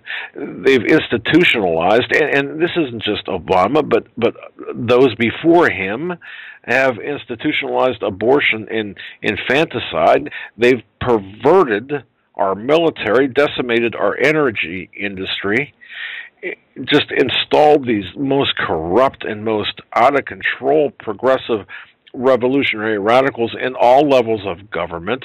They've thrown in the Muslim Brotherhood in there, just as they've done overseas, they're doing in our own country. And look, the worst is yet to come. Do you understand, folks? The worst is yet to come. Hitler, he rose to power. He actually got power in 1933. He made his hatred known, hatred of Jews known to everyone. The Nazis did not really commence the routine killing of Jews until December 1941. That's 8 years.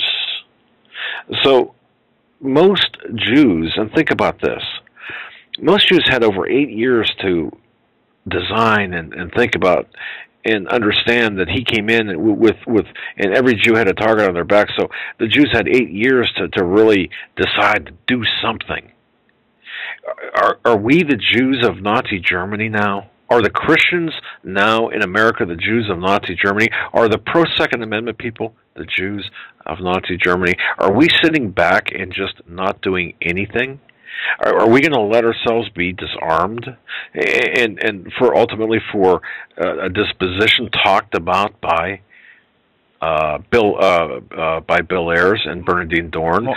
More importantly, are we going to let ourselves be deceived?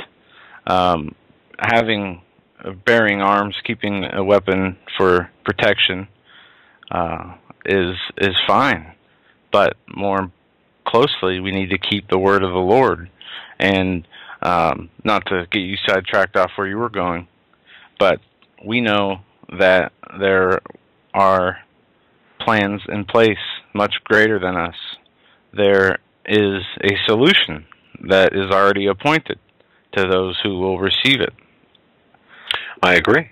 And we look, this is not to say that we must not do that. I mean, it's not mutually exclusive, the spiritual and the practical approach. But, you know, we have a very short period of time. There's always a very short period of time early in the rise of a tyrannical type of totalitarian despot, when a unified effort by people like us, by people like you listening to this program, can actually thwart evil before it passes that point of no return. And some might argue, well, that point's been passed, but perhaps not.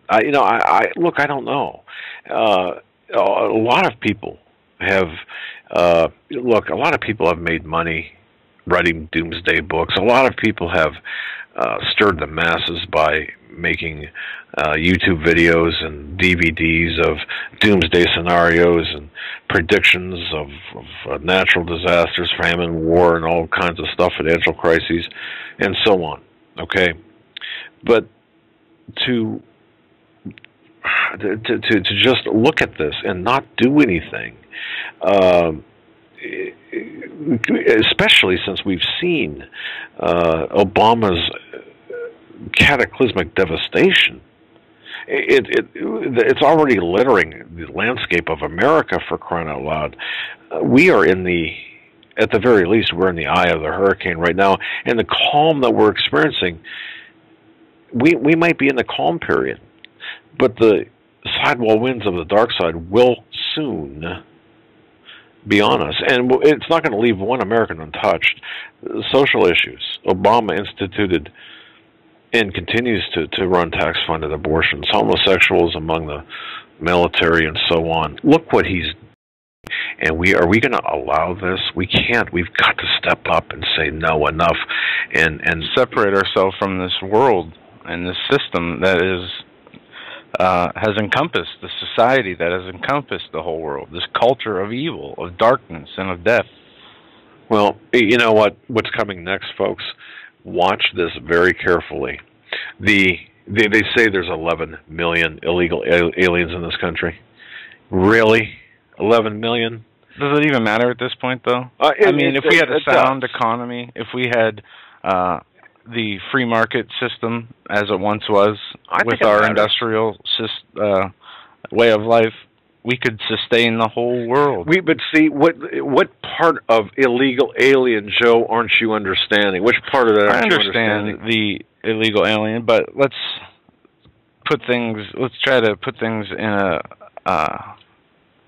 what is important right now. Okay? Now, are there amongst those 11 million aliens people who are intent on bringing destruction and damage to this land? Of course. Okay. We could start by, focusing there. But when we have a nation that is held up by false barriers, false laws, or old laws, I should say, like the Constitution. We don't have a Constitution anymore. We don't have the laws that were passed down to us by our fathers. The Constitution still exists. It's just been it's on life support. It exists on paper, and I would say it's dead. But what does that have to do with illegal aliens in this country? Because their definition, there are 20 million, not 11 million, 20 million. It doesn't matter what we think anymore. It matters what they think, what they do. They do not perceive these people as illegal. But the word illegal alien. I mean, I would appreciate if you do not use the word illegal. Remember that clip of the senator? But no, I mean, of all the things that are going on, of all the terrible things that are happening to this nation, the judgments that are going to be coming upon this nation, the hardships people are already seeing in their own lives, in their own families, I would say that this ranks very low on my list of things to let address. Me, son, let me sit you and explain. Look, and I'm just kidding around, but no, I think that the balkanization, this is part of the plan to tear the moral fabric out of this country, to balkanize this country, because, you know, you can go to like a South American country whose primary language is Spanish, and you can always find people who speak English, and they're bilingual. So I had to be careful where I was going with that, but see, you go to New York City and you go off of Boulevard like we were, and you can't find anybody within 6 blocks that speaks English. Explain to me how the balkanization of America is good for the citizens of America. These people are illegal. Let's get them out. I don't care if they're a threat or not. They are still expending resources that we don't have. So that's a bigger issue are the people controlling the resources who are wasting them. I understand that. So, I mean, what you're talking about is trying to fix, you know, a leak in the pool by putting a piece of gum on it instead of fixing the foundation and the fabric that it's made up of. Now remember, I'm still your father. I can still whoop you. I can still whoop you. How I'm understanding things. No, I know. No, seriously, you do make a couple of points. But I still think, honestly, I think that we have to address. Not to the exclusion of Mexico too. You have, you know, more gun murders there than anywhere in the world, really. Even though it's a gun-free zone. So they got to fix that. I know. I'm just saying, as we. I understand what you're saying too. In these times of real problems, that is one issue that we can negotiate on. You're okay with that? You're okay. I would address that issue after fixing our economy, after tying our money to a sound asset and fixing the problems of. We can walk and chew gum at the same time. Why don't we do both? Well, I'm just telling you, if I was the president, there would be a much different approach in what needs to be fixed and how it needs to be fixed. There would be we'd be running much more efficient, even though I'm not very efficient as myself. The way things are going now, and we're almost at the top of the hour. We got 8 minutes. 661-244-9839 is the phone number. I do have some phone numbers from yesterday that we did not get to that I said we would take first. Well, let's do it then.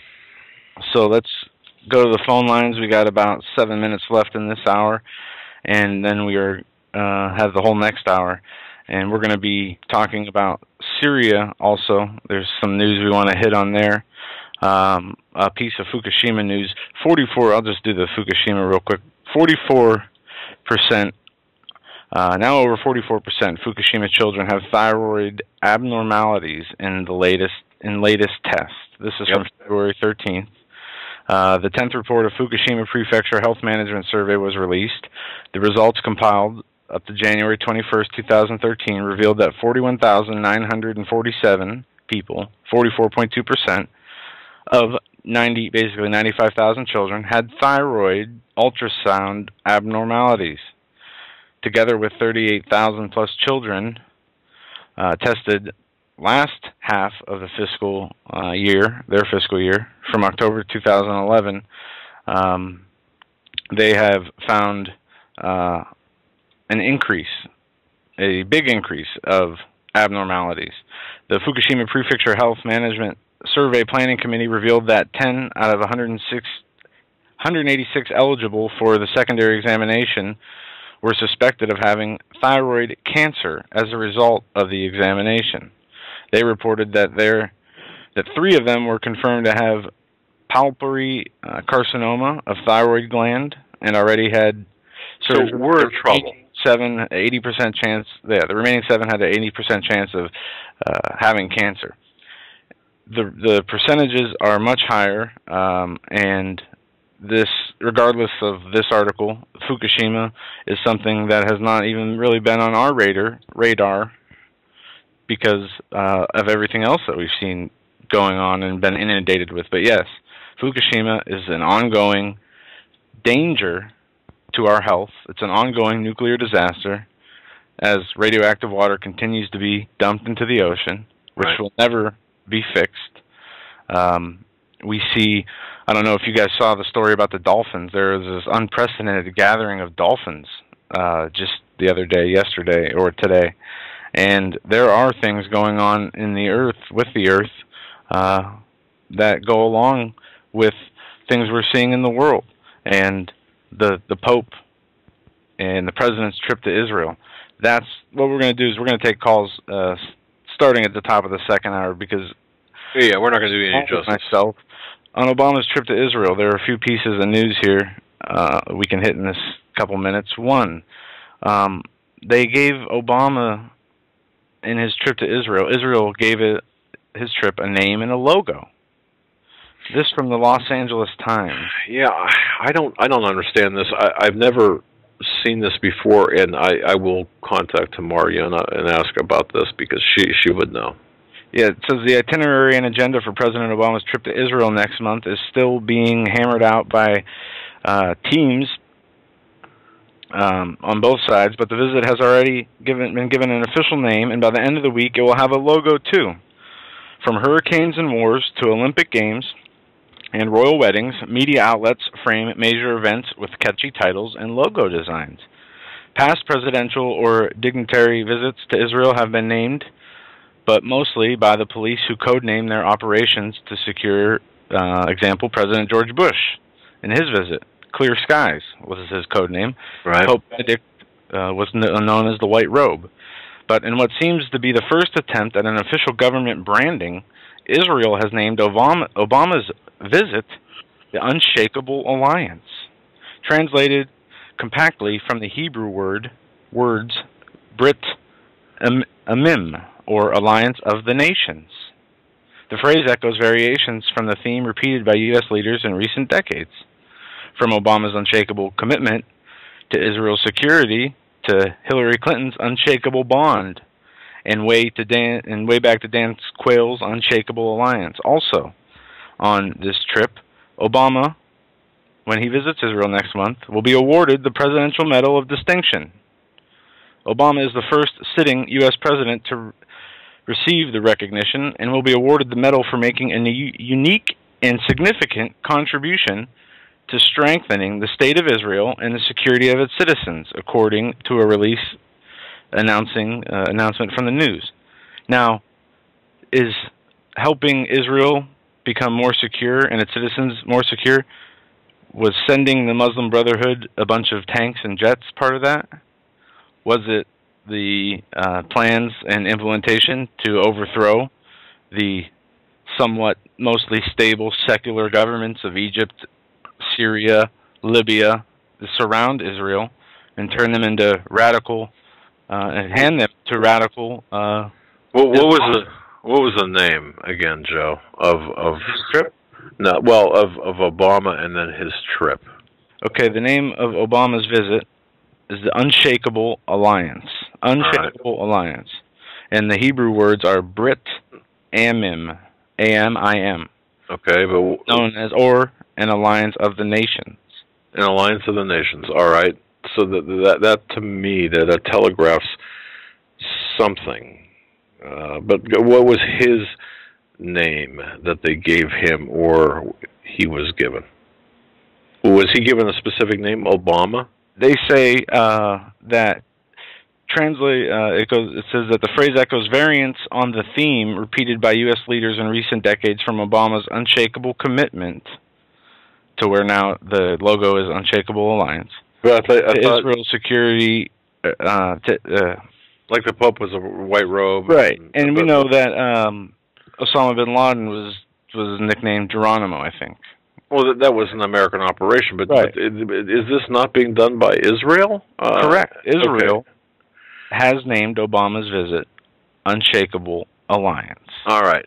But what did they name Obama? Did you not say what they named Obama himself?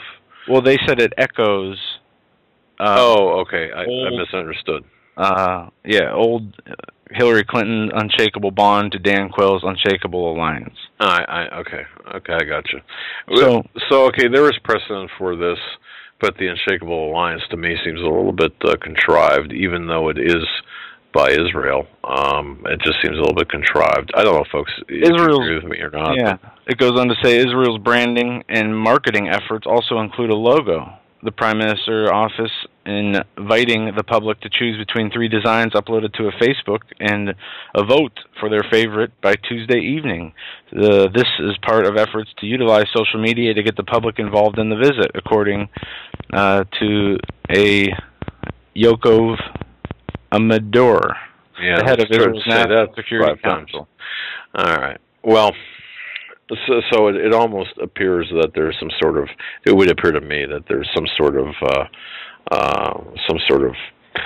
don't know, something being telegraphed here. Alan Leal, a former director of the Israel Foreign Ministry, doesn't recall such official marketing in the past. First, he notes presidential visits to Israel are rare. Things have changed considerably since the presidential visit, he said, referring to that of Bush in 2008. And it is wise that diplomacy moved with the times and media. But, yes, what to make of naming and branding Obama's trip to Israel?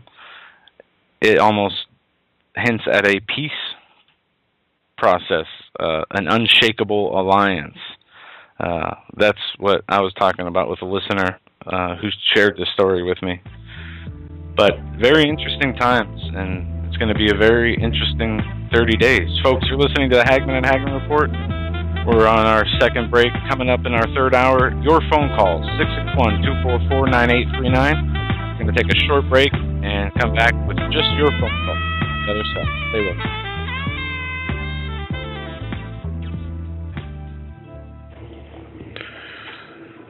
Ladies and gentlemen, our program tonight is being sponsored by Granland Firearms of British Columbia. Granland Firearms of British Columbia. Their website, GranlandFirearms.com. That's GRANLUND Firearms, all one word, smushed together.com. Carl and his wife, Mrs. Granland, have a great website. Visit their website. If you can't stop in person, up in British Columbia, well, even if you know what, if you got to drive 100, 200 miles, it's worth the trip. Stop in and see the Granlands at Granland Firearms. They're up in Campbell River, British Columbia, the salmon capital of the world.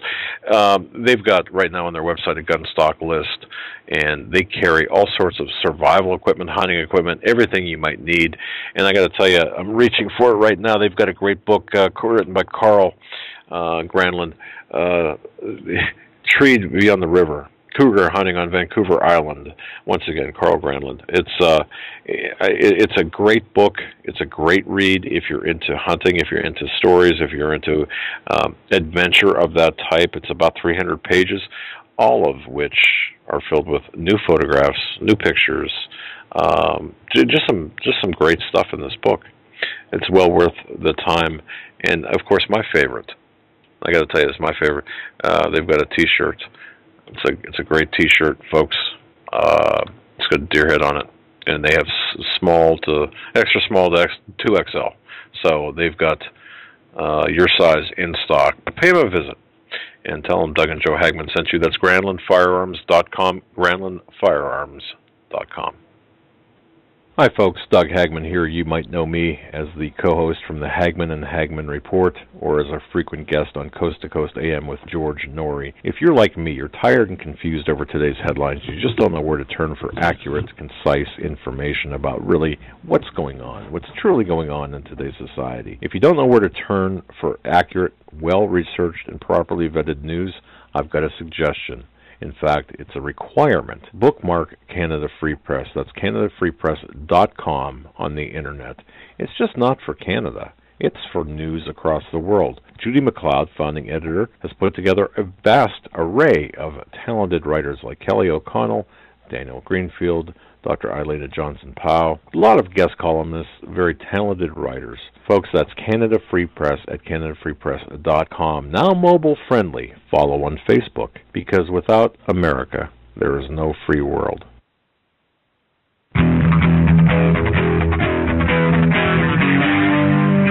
Doug Hagmann.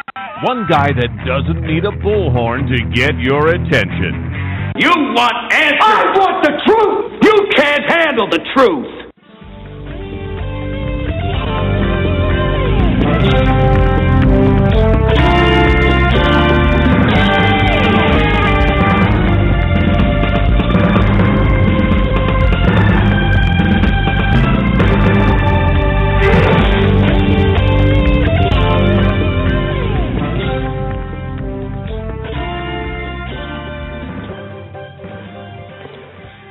And welcome back, ladies and gentlemen, to the third and final hour of this Tuesday, February 19th, 2013 edition of the Hagmann and Hagmann Report.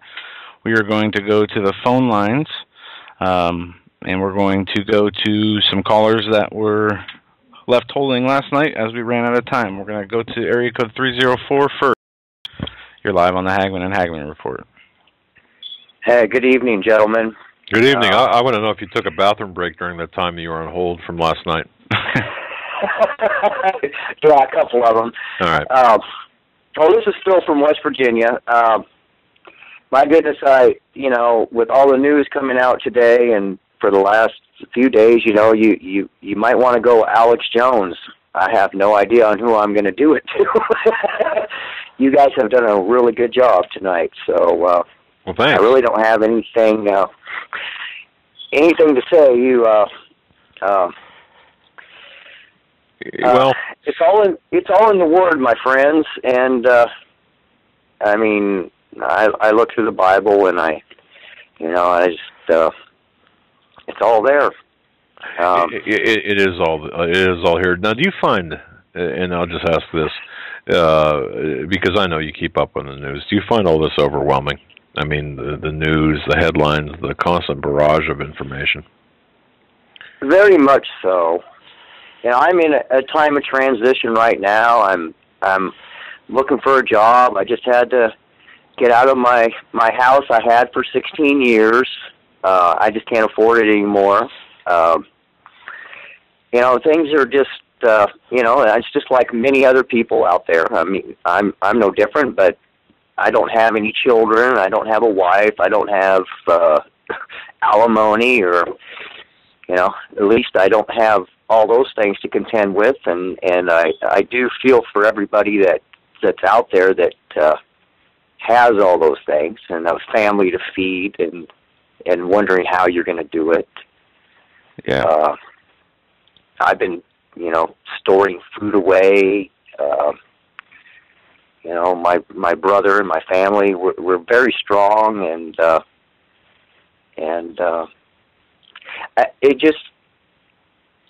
I really feel for people that don't have that kind of, like you and your son. I know your family, I know you guys take care of each other like everybody should. And, we try. Times get tough. Yeah. Yeah, and being alone too, or living alone, not necessarily being alone. I would recommend too, if you have the opportunity, and this goes to everyone listening who lives by themselves. If you have an opportunity to maybe talk with others, to establish a network of friends that you can trust, and you can maybe hook up with when times get really rough and you need some backup, because you can't stay awake 24/7. You can't guard what you have by yourself, so it makes sense. Yeah, I know. We know that, and we've been consolidating. We've actually did some more consolidating today, and I know personally where I'm going to be. I'm going to be with my brother and his wife and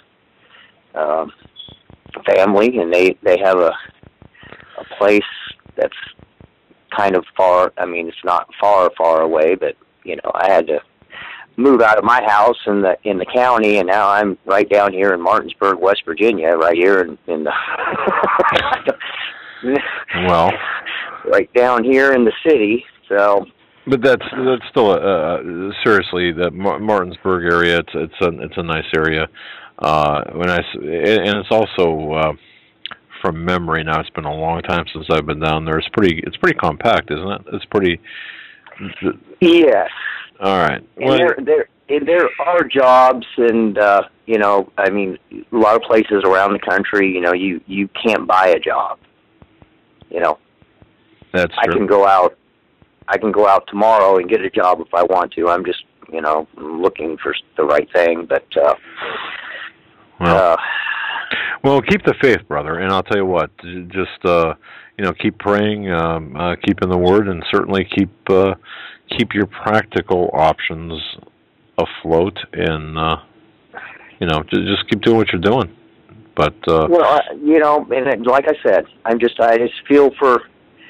I was working at a company that, you know, they hadn't given raises out for the last 5 years. You make $10 an hour, and I worked with a lot of single mothers, and that were taking care of their families the best they could. And I feel for those people the most, because I can go out and kill a bird or whatever. I'm not going to starve. People with families are going hungry, and they can't heat their houses. And when you talk about all the bad things in the world that are happening, but when it comes down to what's happening in people's homes, and with them, I do, and we should lift those people up and pray for those people. I'm not worried so much about myself, but I am worried about a lot of people that, you know, I have a good family, and even if, you know, I'm 51 years old, and I've, you know, 5 years ago I was making like $70,000 a year. Oh. And I made like $22,000 last year. That's an abrupt change. That's a big change. Wow. Well, you know, you sounds like you are adapting and doing what you need to do. That's what you got to. I think maybe that's what I'm trying to say the most is you got to. You know, what my dad told me a long time ago. One thing about life is it's always going to change. You have to adapt. Exactly. Yeah. Well, we really appreciate your call, and thanks for listening, and God bless you. You know, I do appreciate you guys, and I do appreciate the news that you bring, and I listen to you just about every night, and I do appreciate it, and all your guest speakers and everything that you have on here. I mean, I learn. I was going to say one more thing. Sure. I was at church Sunday, and I was, you know, at the end of the service, we were just talking, and I go to church with some strong Christian people that, you know, been for years. I mean, but then I started talking about, you know, what happened, what Tom Horn and Steve Quayle had been talking about. And it's like, you just say something about that, and they just look at you like, huh? Oh, believe me, yeah, it's not made for consumption of people. I was talking to somebody today. To me, that's like talking at that level about those issues. You're into graduate study work as opposed to what we do. Maybe this is a college, you know, basic college course where they're into the graduate study course. It's well beyond what we do. It's very specialized when they talk about things like that. But most importantly, when they were on this past time talking about, you know, the Petrus Romanus and about what's going on in the Vatican, to me, that's, I mean, holy cow! This, you know, it tells me time's getting short. Yes. You know, and it remains to be seen, of course, what happens. But I think it's important to keep that knowledge up, even if you have to listen to it 2 or 3 times just to get the gist of it. It's well worth it. I have, and I've been studying that stuff for years. It's not something I haven't known about, but it's just when it's coming. I mean, it's here now. Oh yeah, it's not like in the future. It's this stuff is coming right now. It's happening around us. We're seeing things in the heavens and stars. We're seeing the signs, and it's like, well, it's here now. And something you guys said a little earlier. Who are they? Who do these people think they are? That what college or what school do you go to that gives you the right to take any rights away from anybody else? Well, by what right are they going to do it? Well, I suppose I could answer that with, I mean, in what on what planet or in what realm do you get to lead a country because of your bloodline, or because of your, I shouldn't say bloodline, but because of your parentage or your lineage? Look at the UK. I mean, it's a monarchy. So, I mean, being born into that family allows you to rule a country. So, I mean, so think about this. Who do they think they are? People, maybe the council of the 300 people. Look, I don't know how many people really run the planet. A couple thousand maybe. Really, the movers and shakers make the decisions. Maybe less than that. I don't know.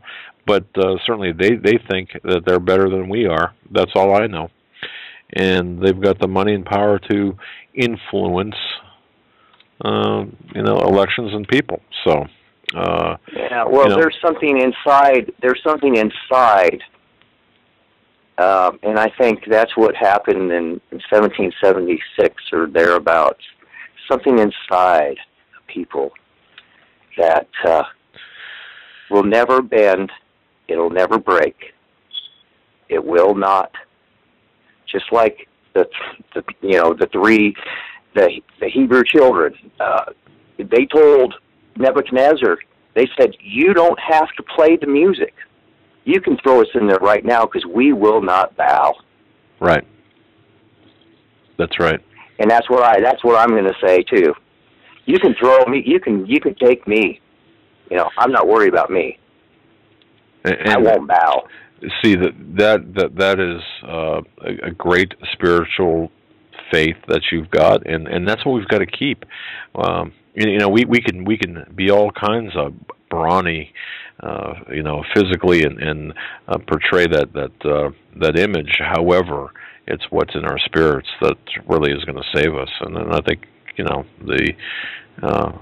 citing Shadrach, Meshach, and Abednego in that story, absolutely, I think you're right on the money with this. I think that's what we're going to go through it. We're going to go through the fire. And God is going to purify us. He wants a bride that is spotless. And believe me, none of us are there yet.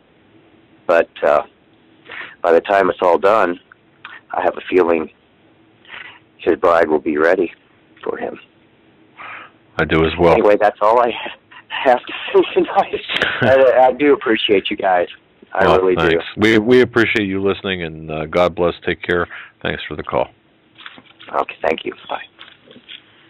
What a great call. Thank you. It's our caller from West Virginia. It's a great spirit too. Moving right along here on the phone calls, we are going to go to 615. You're up next. You're live on the Hagmann and Hagmann Report. Hello? Yes, you're up with Doug and Joe Hagmann. I wanted to say something about last night, about Obama going to Israel. Since he won the Peace Prize, could he be going to make a peace deal with Israel?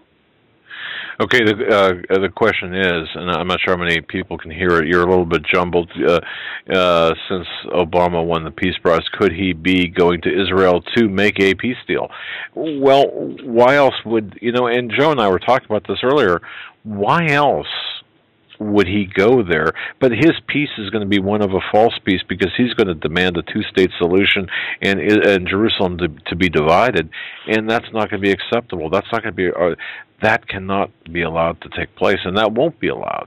And I would say the way things are shaping up, the way things are unfolding before our eyes, look at what's going on with the Pope, and now you have Obama in his second term taking this trip.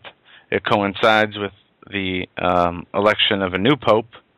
The name Unshakable Alliance that they are giving the trip, his visit to Israel, is very possible.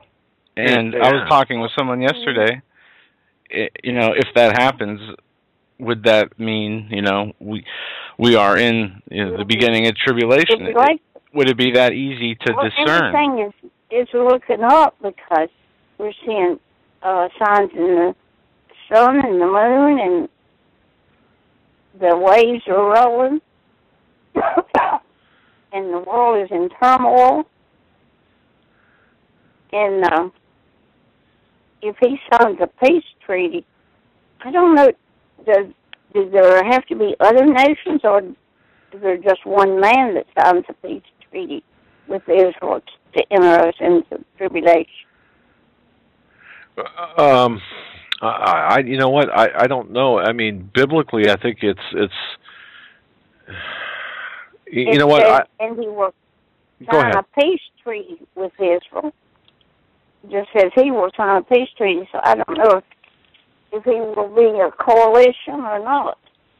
Yeah, it's my understanding, Joe, and maybe I'm wrong, but he would be representing actually representing a coalition, as opposed to being like the leader of the United States. But if what you're getting at, if I sense where you're going with this, I would hesitate to say that Obama is going to defile the temple, or be that individual that does that, to be looked upon as perhaps no.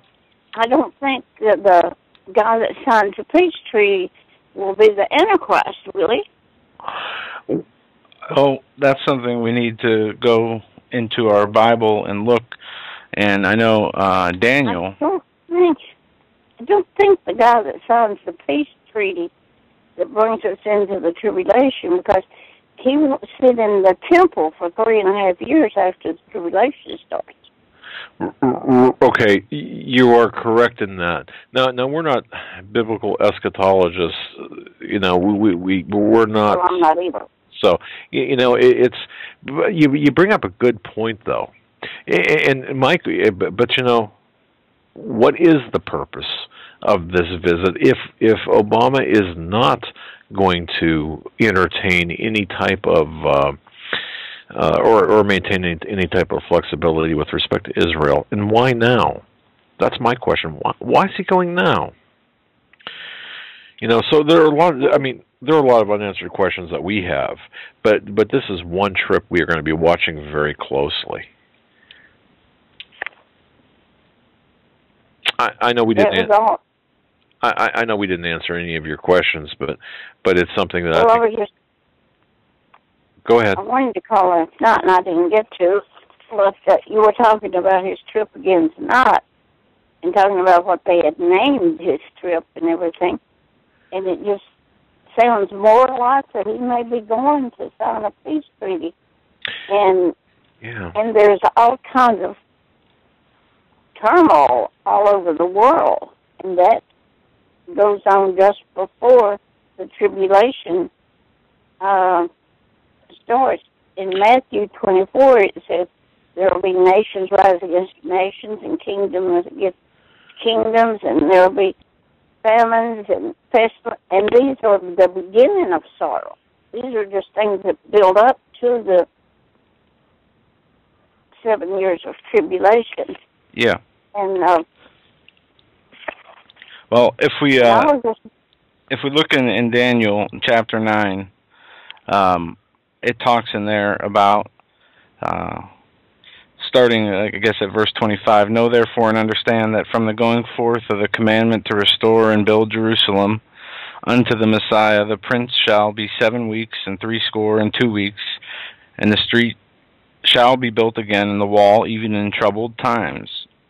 And it goes on to say, "After 62 weeks, the Messiah will be cut off, not for himself and the people of the prince that shall come and destroy the city and the sanctuary, and the end thereof shall be with a flood, and unto the end of the war desolations are determined."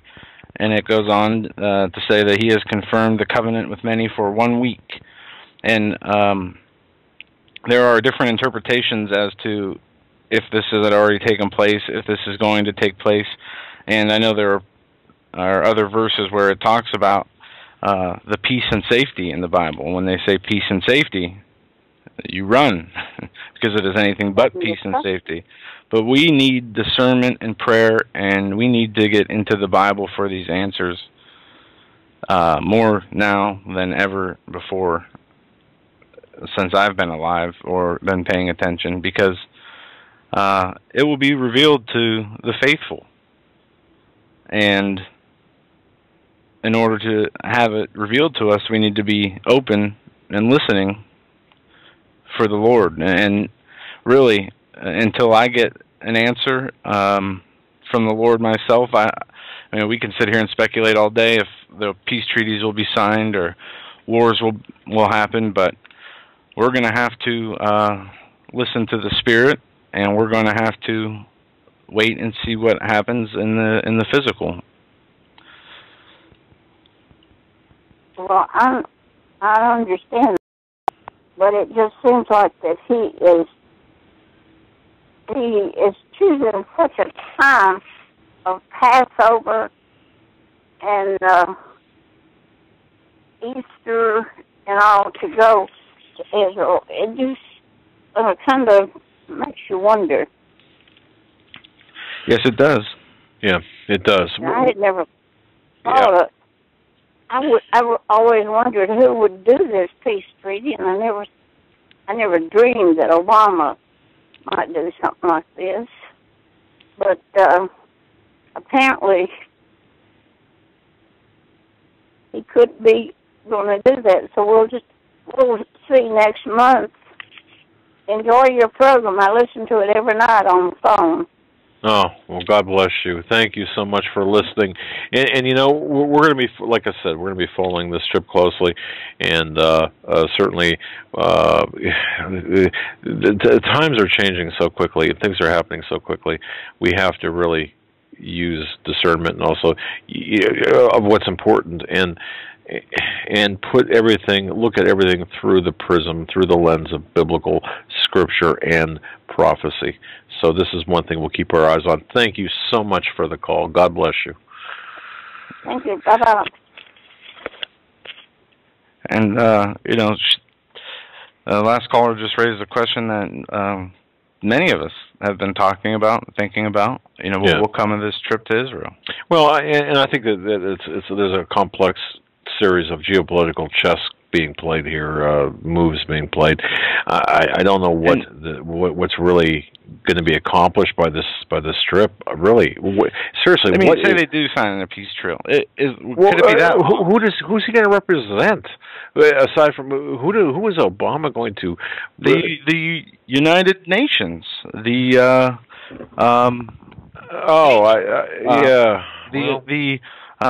what do they call them? Bush said it before. He used to say it. Yeah, I know. I don't remember, but Obama does not just represent America.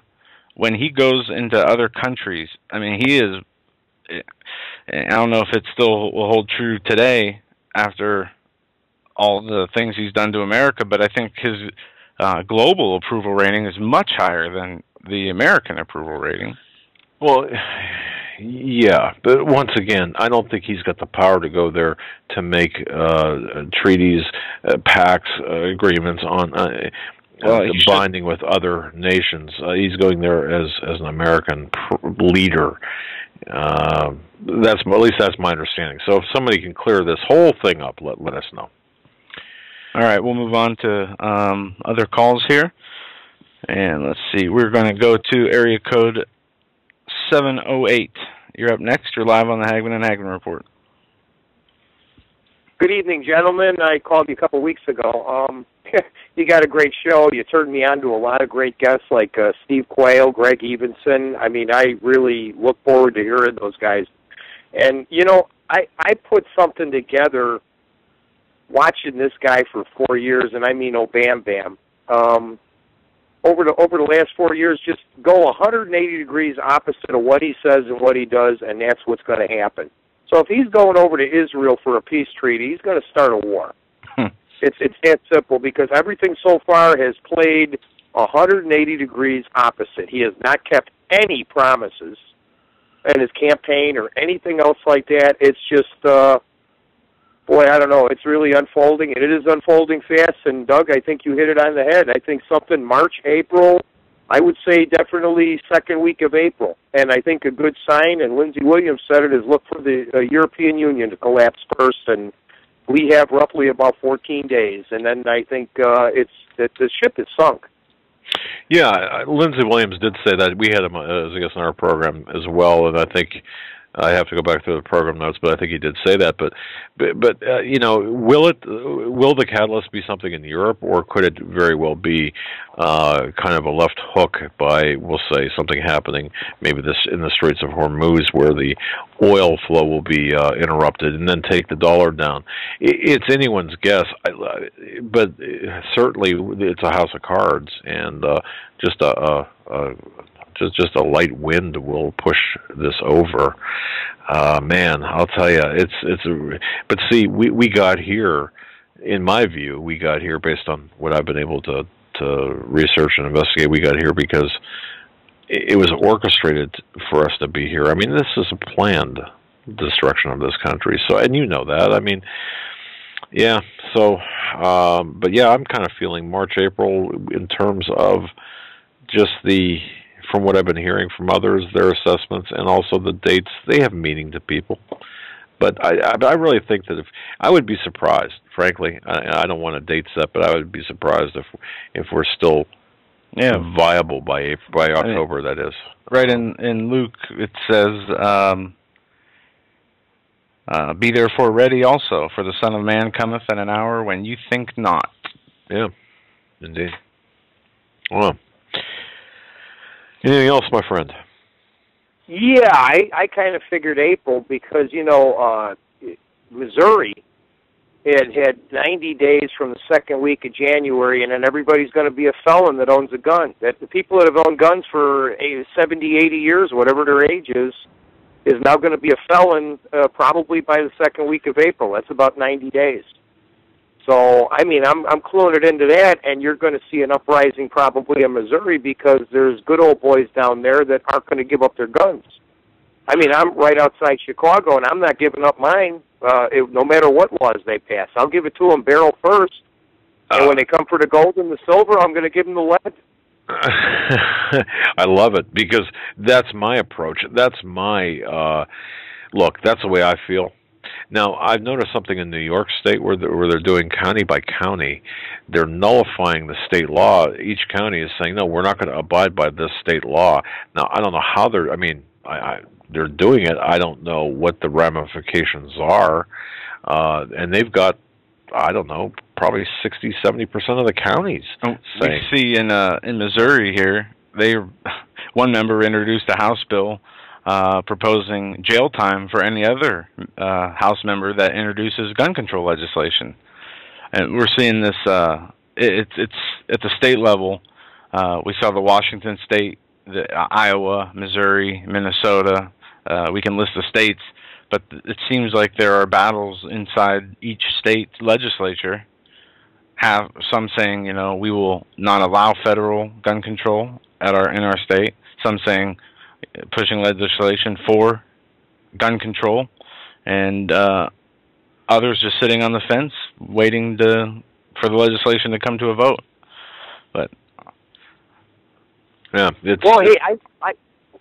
I'm sorry. I got a quick question for you. Yeah. For 2 years, I've got several siblings and family members, cousins, aunts, all live in the same area, and for 2 years I've been doing everything except grabbing them by the throat and holding them down and trying to tell them what's going on because they just don't see it.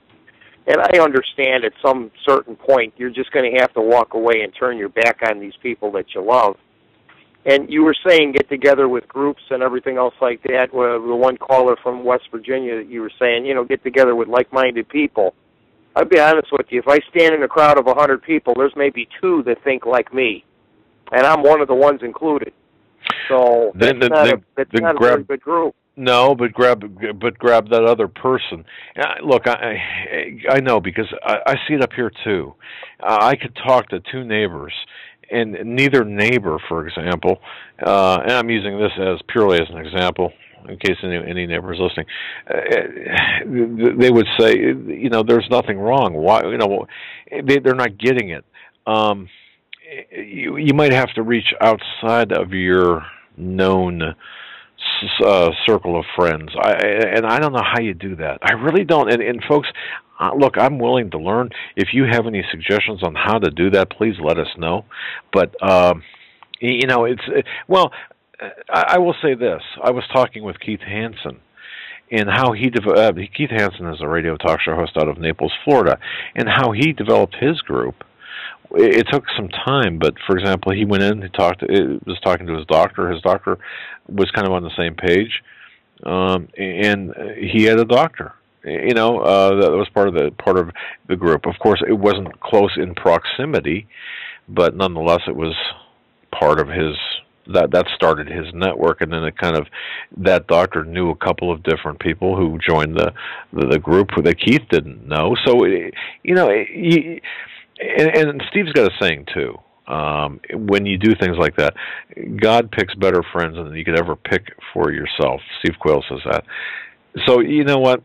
It might be a process of you might not pick those people in that group, like-minded people, but maybe that one person you were talking about, maybe that person will. Maybe that person knows 2 people, and maybe that's how it'll develop. I don't know.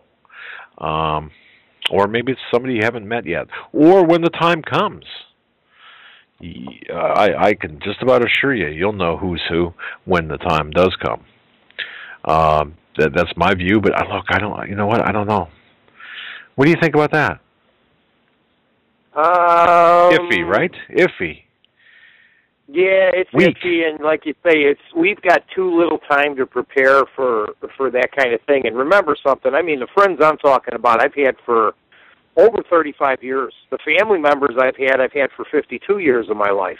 Well, the family members... it's hard to jump up and pick. No, but I got to tell you, the family members, you're going to be the first person, because of your knowledge, you're going to be the first person that they're going to turn to, the family members, and say, hey, what's going on here? Help me. Explain this to me. Why are we seeing this? That's my belief. At least the people who care, or the ones that are not hardcore progressive communist-leaning fools. Now, I don't know the members of your family, but that might not be the case. Well, I'll be honest with you, Doug. I mean, I think the way, and they've all got siblings and grandkids and everything else like that. And I mean, I'm like the guy in West Virginia. I'm not married, have no alimony, no nothing. I'm not alone. I mean, I am alone where I live, but I mean, I'm not alone as far as friends go. I got a lot of friends and everything, but you're kind of on your own with this, and it's like a frame of thought. Why, my question is why was I picked? Why was I tapped on the shoulder and said, hey, wake up. Something's wrong. God, and nobody else can see this. I ask myself that quite frequently. Why me? What am I doing here? I mean, not to wail and to feel sorry for myself, but I look at it and say, well, God must have selected me and Joe the same way for a reason. So perhaps, I believe you're listening to this broadcast, you're knowledgeable, you're a part of this for a reason. God's got a plan for you. And I think maybe that faith component needs to kick in perhaps, and maybe it's maybe you haven't seen it yet. I mean, you know, it's look. I don't have an answer for that. But Joe, I mean, well, I wish you did, but yeah, I mean, you've given the same answer everybody else has given. They just don't know, and I mean. Boy, that makes me feel bad. Okay, let's move up. Why don't you move up here? Be my neighbor. We could be neighbors. I mean, no, you know, I'll be honest with you. That's the way like-minded people are. And I mean, I met a guy in June through another guy where I was working, and he says, "I got a friend of mine. He talks exactly like you." And we started calling each other twice a week and talking for 3 hours on the phone. And then finally, I got to meet the guy after like 4 months. It was like I've known him all my life. Well, see, now there's a guy, or there's a contact, there's a source, there's a potential for, for more there. Look, how far away is that person from you? Well, he's probably a good 40-minute ride from where I live, and he's further north. And I mean, I've seen the map. I've seen the map of the future United States after this. Planet X, or the 10th planet, comes through, Planet Nimrod, I believe they call it, Wormwood in the Bible. And we're seeing weather changes and weather patterns because of pole shift and everything else like that. That's happening for a reason, and I'm not going to bet on it, but I'm going to say that if this planet is coming through, and the U.S. Navy has known about it since 1979, and the Vatican built a great big telescope in Utah, and they call it Lucifer, there's something wrong with this picture, and people aren't getting it, you know? And I mean, the handwriting's on the wall. I tell people when they ask me now, what do you do for a living? I say, I'm a jigsaw puzzle builder. I said, I put all these different pieces together because, you know, you're sooner or later I'm going to have the whole picture built, and then I'm going to know what to do. Because this is unbelievable. But, thanks for the time, guys. I appreciate what you do. God bless both of you. And for all your callers, it's better to go out in a fight on your feet than to go out being a slave on your knees.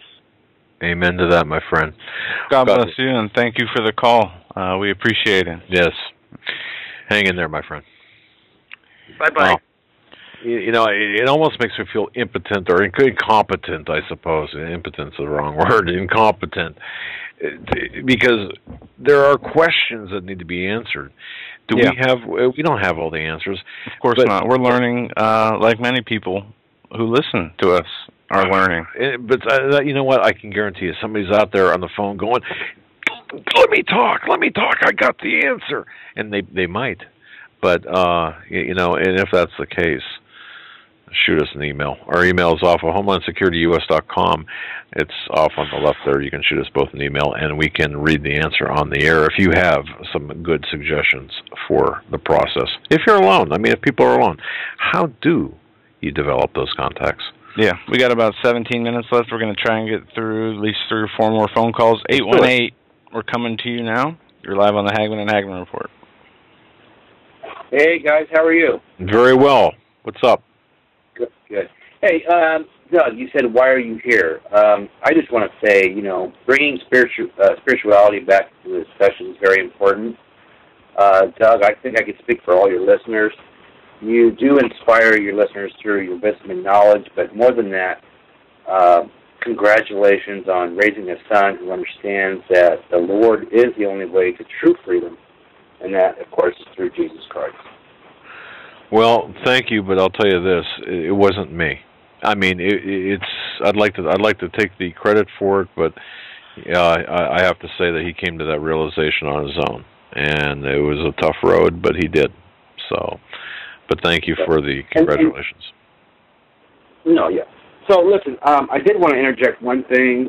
We were talking about illegal immigrants. I just took my wife to the Napa Valley for Valentine's Day, and we visited many vineyards, and they all basically said the same thing. If it wasn't for those workers that picked the grapes, or let's say we're in Orange County and they pick the oranges and the lemons and the nuts, no one else would.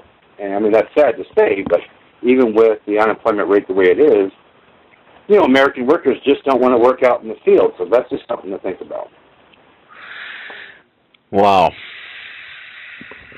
If that's true, I mean, if look, I understand that there are jobs out there. There are jobs that no one wants to do. I mean, who in their right mind at 40, 50, whatever years old wants to deliver newspapers, for example, to make whatever one would make doing that? Or who would want to pick grapes, like you say, or pick apples?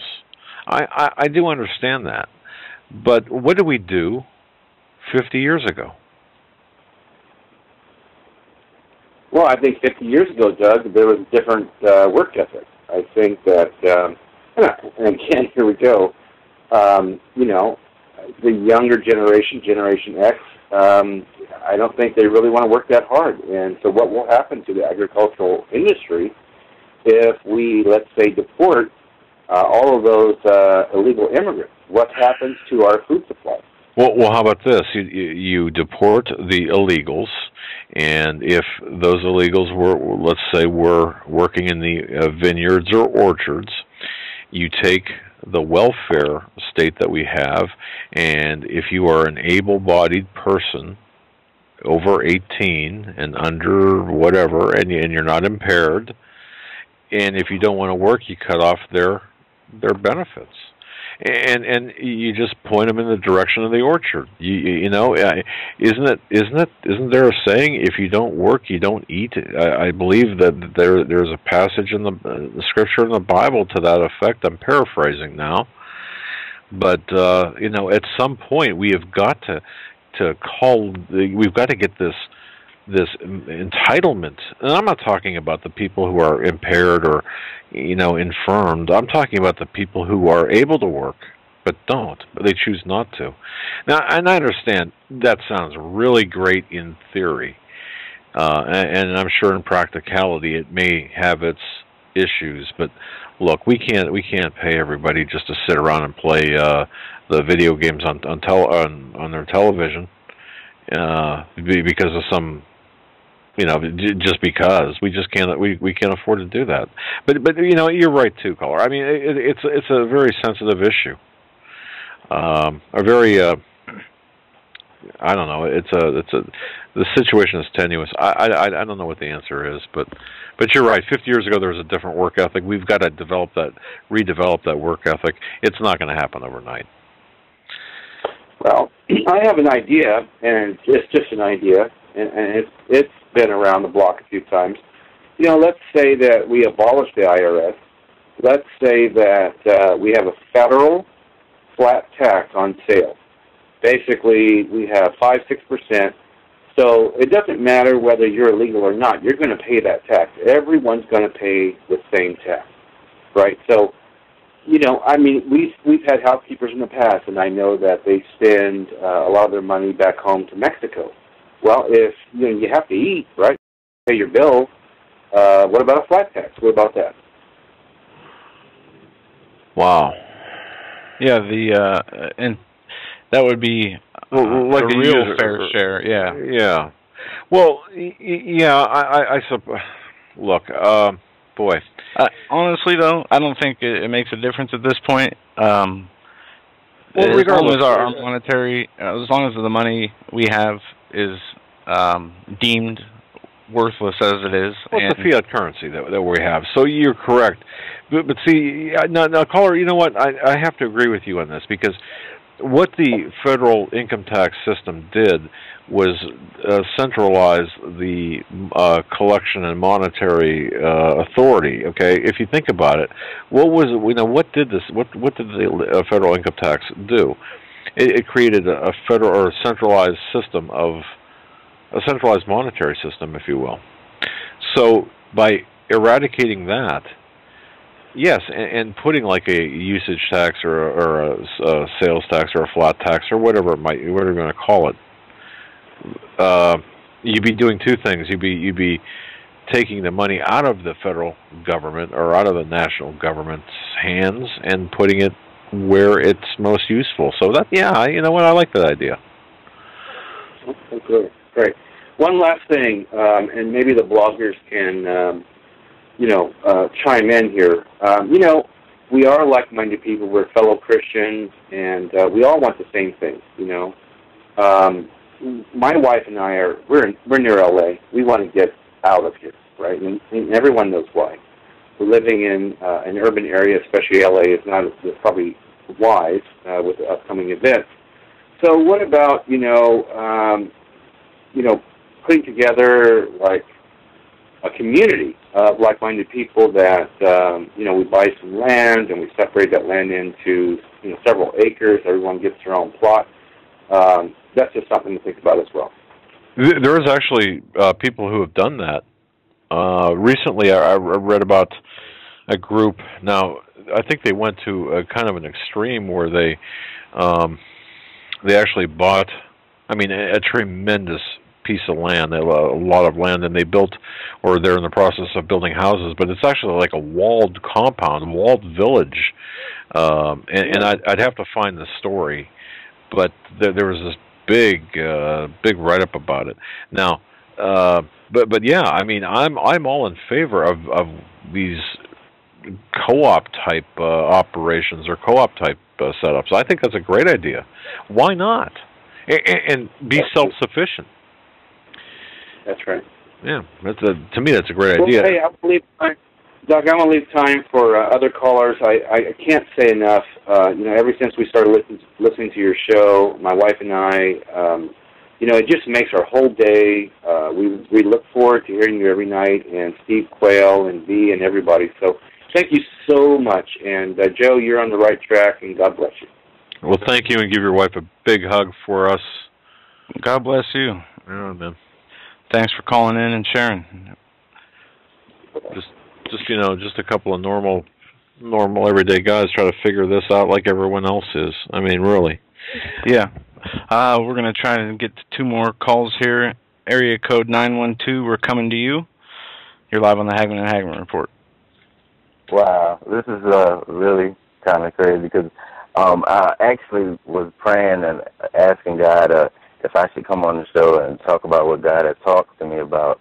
And then for the caller to ask, why did, out of all these people, somebody just come down and touch him and tell him, to wake him up, why did this happen? And I was saying, God, if I can get up here, I get up here and I'll say what I think you're telling me. If not, then okay. And then for, for Doug to actually say, so I bet you somebody's on the phone right now saying, I know the answer. And I was thinking, oh my goodness, God, you're like really working. I can feel him right now. But anyway, let me hurry up. Pretty much when Jesus came, he said that, it was in the scripture, I don't know which one it is, but he says that I came not to make peace, but I came to divide. The mom against the daughter, the father against the son, this, that, and the other. For a long time, I couldn't understand that scripture because I'm like, throughout the whole rest of the Bible, he's, telling you things to do to actually make you unified and not divided. So I was like, okay, God, what are you saying? What are you actually speaking in the terms with these words? And what I got was when Jesus left to be with the Father on the right hand, he gave us the Holy Spirit. Now, the Holy Spirit is the comforter. He's the teacher. It's a whole bunch of different labels that the Holy Spirit gives. I believe God is using the Holy Spirit to touch certain people. That's why they're waking up. It's because the truth is what's going to divide the families. These people that know the truth, they're so excited, they want to go and tell their family, oh, I know what the truth is. I know about 9/11. I know about this. I know about that. And their family is like, no, that's not the truth. Because they rather love the lie instead of believing the truth, which goes back to 2 Thessalonians when they talk about this great delusion. I believe this great delusion isn't just one thing because the Bible is always cut up in onions with layer and the layer and the layer.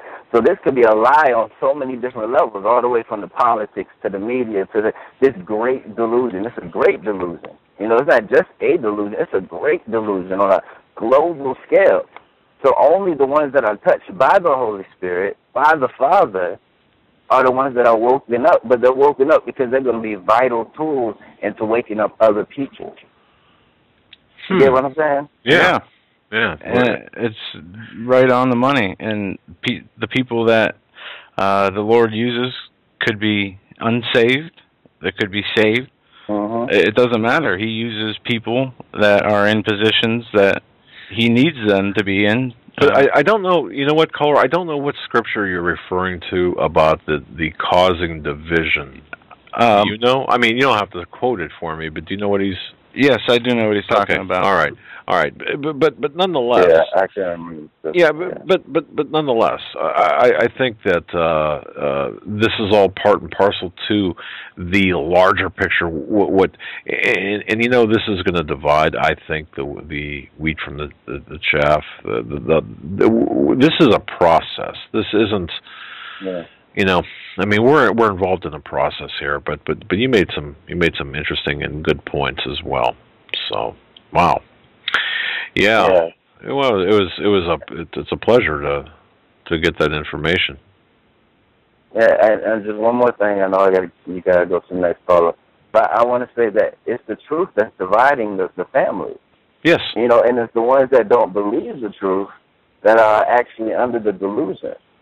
You know, whether it's just on a political level, whether it's on a religion level, regardless of what it is, Jesus says he is the truth. So regardless of what truth we're talking about, it is him in all essence of what the truth is. Because the truth sets you free. So everyone else is still plugged up to the matrix. They don't see it. It's only because God has blinded their eyes, you know what I'm saying? And it's only if they, you know, open themselves up to be able to see will they see. You know, so I believe that the truth is what is the division. Because so many people have been, you know, pretty much drowned with the lie, you know, on the TV, on the commercials, everywhere you see lie, lie, lie, lie, lie. So that it's hard to even believe the truth because they've never seen it in such a long time that, you know, they rather ignore it or hate it.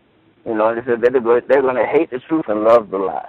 But I'm sorry. I love y'all. See y'all, you know, tomorrow. And see you later. All right, man. It's a good call. Thank you very much for that call. But you know, Joe, he's right in terms of the truth being a divisive issue. It's almost like the most divisive. He's right on money, and the families have been going through this.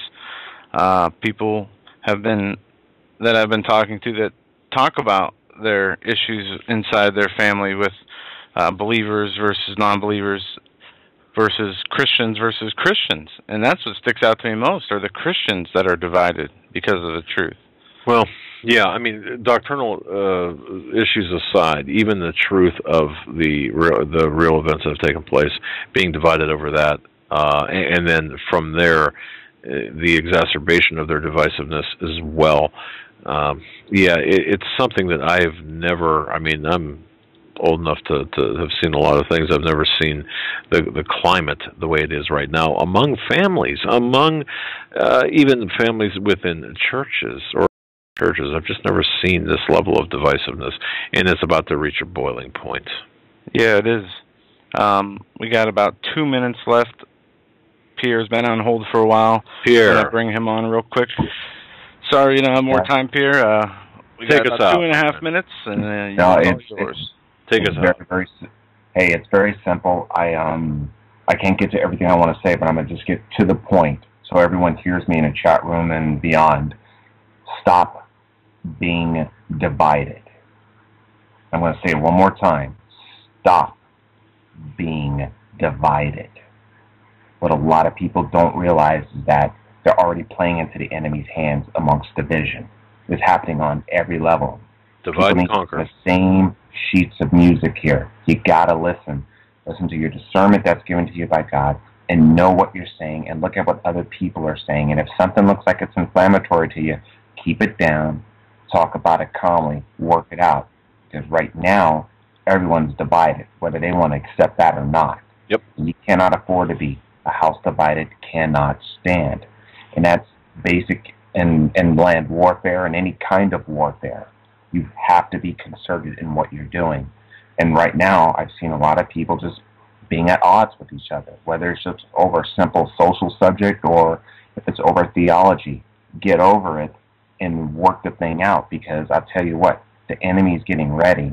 And when they're ready to do what they're going to do and no one's on the same sheet of music, it's going to be 90 seconds. You only got 2 minutes left, guys, so I reckon I'll probably wind up calling you guys tomorrow and get into what I wanted to talk about. Tomorrow, Pierre, we're going to have Steve Quayle from 9 to 12.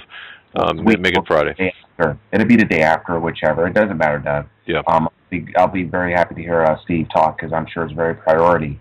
But you guys have to stand united. This father and son tag team is a perfect example of what two men can do. 60 seconds. And though they do bump heads from time to time, they work their issues out over the air, folks. It don't get any more basic than that. That's all I have to say. Wow. Thanks, Pierre. Yeah, Pierre, thank you. And it's real. I mean, it's not fake. It's when we do bump heads, it's a genuine. Hey, you know, I'm not liking what you're saying, and vice versa. But the important thing is that at the end we come to at least some sort of agreement where we can work together and still work together. But this is what families do or should do. So you're absolutely right. But my friends, we're up against the close of the program. Yeah, Thanks, Pierre. It's been a great program. Yep. I want to thank Troy, Christians United Broadcasting Network, for all the hard work he does. I want 10 to thank each and every seconds. one of you in the chat room, those listening on hold, and those who got through, listening either archived or live. We love each and every one of you. We wish the best for you. And tomorrow, 9 to midnight. Yeah, with Steve Quayle. Get into your Bibles, get into prayer, and that's the best advice I can give. Have a great night. All right.